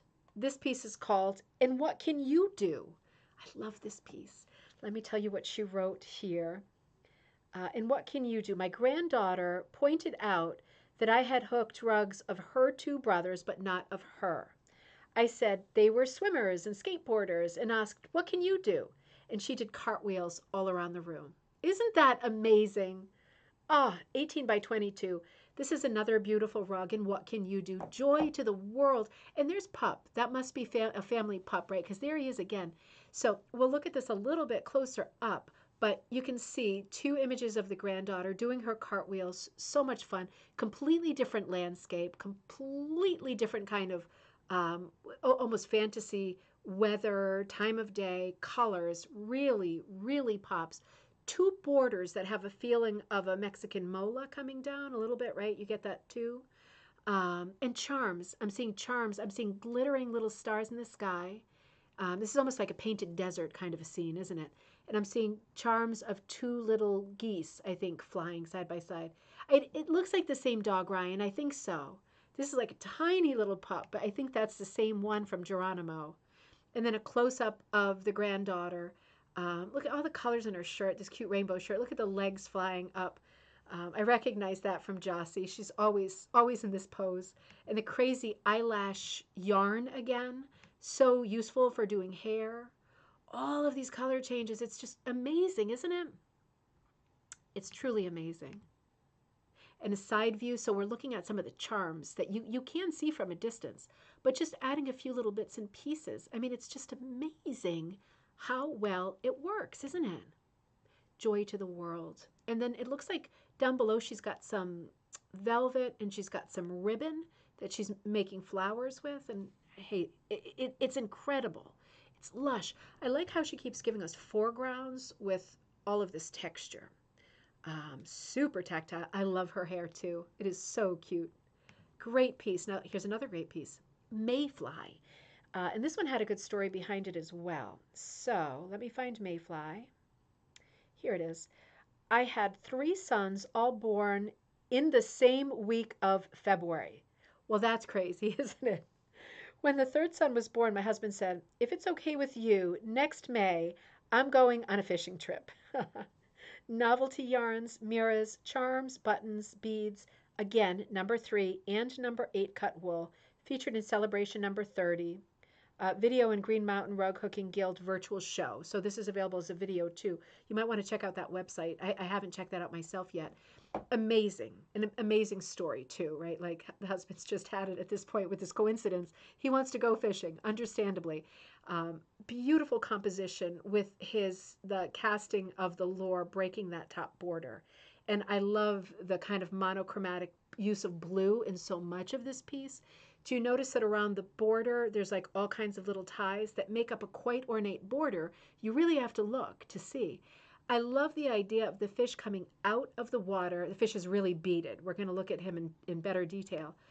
He's coming out of the water. And again, the use of these mirrors. Isn't that clever?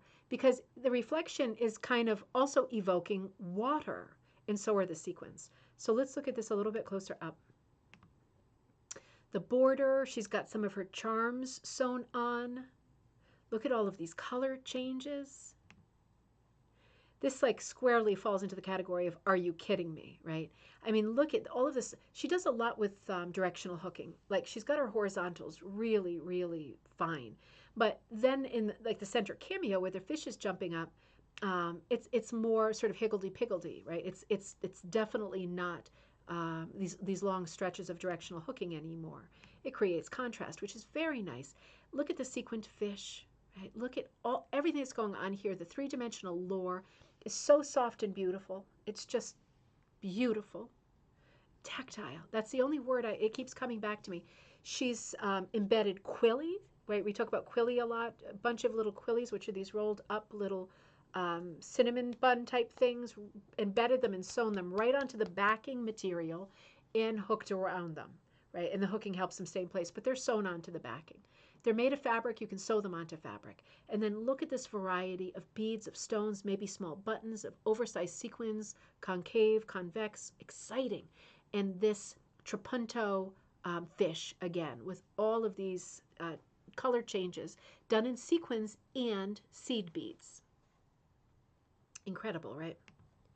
Here's the next piece that's called, If You Want to Be Liked, Don't Be a Boss, Sell Ice Cream. This is my favorite piece of hers. We have a few more, so I might run over a little bit. This is my absolute favorite piece of hers. But you know how I feel about amusement parks, so that's probably not a surprise. I created this rug because I was a boss. This shows my 2 grandchildren at the country fair where I demonstrate rug hooking every year. Beads and charms and number 3 cut wool. So, the building is making all kinds of noises because it's so windy and rainy. Isn't it wild how she keeps doing night scenes? Because night scenes are dramatic, but they're harder. I feel they're harder. So she's got this beautiful night scene, like at an amusement park or a country fair or something. I'm going to point out some parts of it that she pointed out to me. I just think, backing up again, the colors are so unexpected, right? So unexpected. It is a limited color palette, and yet it is so crazy lively. Fireworks, right? Ice cream, balloons, the whole 9 yards. Colors are unexpected. They are so soft. There are so many color changes. There's so much movement. This is what you get when you go for that that narrow cut, that number 3, right? You get these possibilities. She's just so good. She's so good. A little bit of shadow under the arms. I mean, it's also smart. All of these color changes. Such little shifts, but she does it so well. I'm sorry, this is a little out of focus, but I wanted to show you that the fireworks are done in sequins. Karen said, in the fish piece, how were the circles made beside the fish, do you think? Let's go back there. Let's go back. Hold on one second. We definitely have time to investigate. Let's go back to Mayfly. The circles next to the fish. All right, did I get close up? Let me see. So those are the mirrors. Do you mean the quilly? Do you mean the round quillies, Karen? Those are the quillies, the circles. Yeah, those are quillies. So those are when you, let me bring you back here, hang on, just so I know where we are. And then I've only got a few more. Yeah, we're doing okay. We're a little late. Quillies are when you, I've got to get some quilly demonstrations going. I'm walking away for a split second just to see if I have any. I don't. We'll do quilly. Yeah, we'll do quilly on Monday. It's where you put like a couple of little strips together and then you spin them like a cinnamon bun, and then you tack them through with a regular sewing needle so that they stay in place, a little twist. Quillies. Yep, so much fun. They're so much fun. They can be many colors too. We have to talk more about quillies because it's such an easy technique to do and such a lot of fun. And you can sit there making quillies, while you're doing other stuff, which is fun. And then you just have a jar of quillies, which really are going to look like peppermints, aren't they? Super fun. So she's doing the fireworks here with the sequins. And one of the things I really liked about it had a bit of an El Greco. I mean, is that bad to say? A bit of an El Greco feel because of all the blues and the shadows in blue. A bit of a haunted feeling to me. Not that it's not celebratory, it absolutely is. But even like the cast of the ice cream is a little on the green side, which I loved. I would have never thought to do an ice cream any color probably but pink. Or white, but doing it in this color, and it's not pistachio, is it? It's a bit magical. It reminds me of kind of, I hope this isn't wrong to say, Ray Bradbury's Carnival, right? Something wicked this way comes. It's like a bit more eerie and nighttime, not sinister. So far, she is my absolute, me too, Stephanie. Me too. She's my absolute favorite too. I said that while I was there, didn't I, Kaz? I was like, she's like, this is killing me. This is killing me. I might not get through all these tonight, actually. I don't want to rush it. We'll see how it goes. So, panning down a little bit, she pointed this out to us. Do you see how in the middle ground, what we're looking at here, do you see that kind of ghostly silhouetted row of tents? That is really important to the composition. She was pointing that out. It's done in those medium tones again. It's not meant to pop out at you. It's not meant to recede as much as the night sky. It's not meant to speak to you the same way that the main motif is, which is the children with their ice creams and some of the carnival rides. It is meant to be right in the middle. And it's important as a motif in the middle because it creates so much interest. Just the silhouette of the tents, just having that level or that shelf in place creates interest and depth. It's such an easy thing to do if within your composition you can think of a way to get part of your story into that medium ground, and then you don't handle it like in a realistic manner because it's too much. It's TMI. You want your main motifs to pop. You want your background stuff to stay firmly in the background. But if you think about having, I don't, because I'm not this good. If you think about having some sort of stuff in the middle ground, I don't mean the middle of the composition. I mean for your eye to catch some of the story that is neither meant to recede nor meant to be part of the storytelling. That's the thing to think about. And if you do tackle that that layer, right, in your composition, you want to think about muting it, right? So it's there, but it's on mute. It's not completely receding into the background, right? It has to have sort of the medium colors so that it's not fading and disappearing. But you have to mute that story, or else the story in the foreground doesn't pop as well. So interesting thing to think about. It was an interesting conversation. I liked hearing about that middle ground and why she included it, right? Where? Oh man, no, we're never going to get through these. What was I thinking? And I took some close-ups. I took all of these pictures, by the way, just so you know, and they are all Grace Collette. Of these little Ferris wheel death chairs. No, I'm sorry, they're not that. But when you're sitting in them and the wind is blowing, you definitely feel like you're going to die. But they're so colorful and with the stars on them, they look so benign and happy. I'm scared of everything. I'm such a chicken. And a different one, right? So they're different colors. I mean, isn't that cool? That's the way they are at the carnival too. You usually don't have them all. Some Ferris wheels are all the same color, but many are multicolor. It's just interesting to think about. And you are seeing that silhouette in the background now, right? Maybe you didn't see it before. It's not just random lines. Okay, here is Elvis. So Elvis, oh my gosh. We saw this, I think, in Rug Cooking magazine. We were astonished. Elvis, the sequins on the body of Elvis led to a problem. I solved it by using trapunto, adding a separate backing and padding to make the piece three-dimensional after hooking. Interesting. After hooking, beading and sequins were added. Okay, so she's already hooked all around it. That makes sense, doesn't it? And then she's adding the backing to the back, puffing him forward, and then she's going to be sewing on all of Elvis.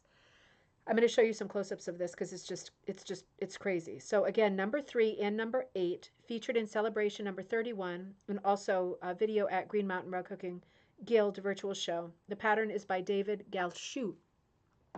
So sometimes we talk about as beginners, as anybody. Some people pose the question, what is your favorite cut? Right? This comes up a lot on our Facebook group, which is Rug Cooking and Punch Needle Club. What is your favorite cut? Well, everybody has a different favorite cut, right? Mine are typically like 5 and 7, although I love 8, 9, 10 too.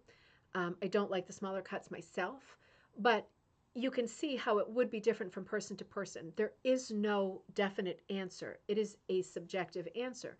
It is an opinion. So for Grace, it is definitely 3 and 8. Teeny, teeny, teeny, tiny. And then primitive number 8, right at the other end of the spectrum. You can go larger than 8, but 8 really is like the last kind of standard wide cut before you get into ultra primitives. So interesting, isn't it, that she goes for the narrowest and the largest of like the standard spectrum, right? You can rip stuff to be the size of like, you know, my head and hook with it if it goes through. Lynn says, I absolutely love Elvis. Yeah, he is remarkable. So let's look at him in some detail, and then I'm going to save the rest for this week. We have a lot more to do, and then we have a lot more artists to look at. So let's look at Elvis, and we'll end on that high note. She has used lots of really thick. That is not number 8. If you're looking at that flower with all of that sort of the ruched petals around it, that is not number 8. That is probably that's cut or ripped, or maybe cut with a rotary cutter, but that is super super wide. And that's meant to get all floppity moppity going around the edge. It's meant to ruche up like that. I feel like sometimes she uses velvet. I don't think that that is velvet. Now I'm thinking I'm not sure that she does. But you can see she's still putting on lots of applique, lots of beading, different heights, right? Look at the motif at the bottom that has a bit of a paisley feel. You see as soon as you get outside that sequin center, you have higher relief loops. Interesting, right? Lots of ideas here. Now, this is a close-up of that flower I was just talking about. And then northwest of that flower, you see another flower that has these novelty yarns. So like all of these fluffy duffies, right? So cool. Look at the purple. That's yarn, right? That's color-changing yarn. It's coming up like bunches of berries, right? Big, fat, round. They almost look like knots. It could be like boucle, you know, the kind of yarn, B-O-U-C-L-E, boucle, has that curly feel built into it.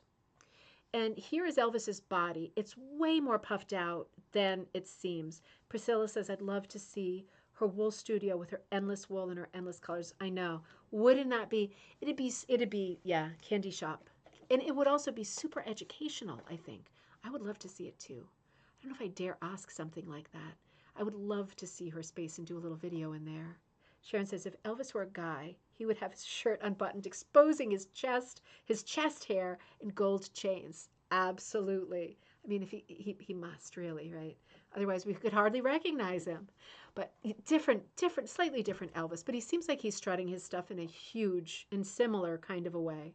But, you know, I don't know why it's so hard when I'm holding a camera, but it was very hard to get how high relief this body is. On all of her pieces, I just felt like without getting obnoxiously close to the piece, I just felt like I couldn't photograph it well enough. So, and in the distance, I don't know if you noticed, but there is a little barn. So there is like this very country kind of Charles Wysocki vignette in the distance, which is kind of funny because he's so blingy against this like really traditional background. And here we've got like this little pincushion motif in the center of the flower. Is it the shape of the center of the flower? No, that's the thing. I mean, she makes them these really kind of amoeba type, very irregular shapes. And that is velvet on the flower on the right, going around the edge in orange. That is velvet for sure. And then you see she's done some cute little stitches on the other pincushion thing in the bottom right-hand corner. Interesting, isn't it? It's just it's just her thing. I mean, she just does this stuff. It's like, where does it come from? It's amazing. And some more close-ups like of the silo. You get a closer up view of that yarn. I mean, the gal's shoes we know are extremely ornate, over the top ornate. Again, trying to get his body here and to get the sparkle of his body and that high relief, right? That curve to him. Oh, it was just immaculate. So much work, right? So I mean, this is just it's just amped up rug hooking. This doesn't have a name, but it does. It's Grace Collette. That's the name. But I thought it was just remarkable.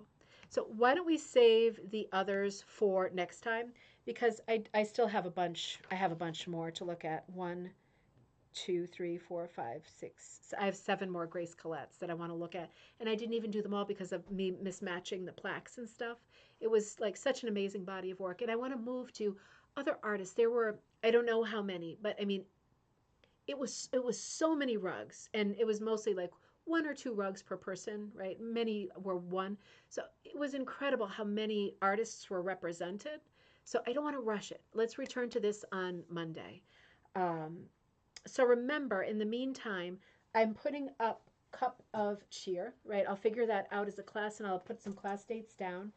I put up the new Design Like class, which is Design Like the great pattern makers, um, Escher, William Morris, and Annie Albers, and more. But those are the big names, right? So whether if you think like, I don't really like Escher, I don't really like William Morris, it's not really about that. It's about learning how to both on the computer with simple programs and on a piece of paper to do stuff to get a repeat pattern going so that in your backgrounds, in your borders, for your main composition, if you want to do a floor rug and you want to do repeats, but you don't want them to be like geometric repeats, you want them to be like wallpaper, how do you do that? We're going to look at how to do that in lots of different ways. And we're going to be looking at people who have done that through the years and the centuries and how did they do it, right? And some of the techniques will apply to you more than others, but at the end of the day, it's a feather in your cap kind of a class.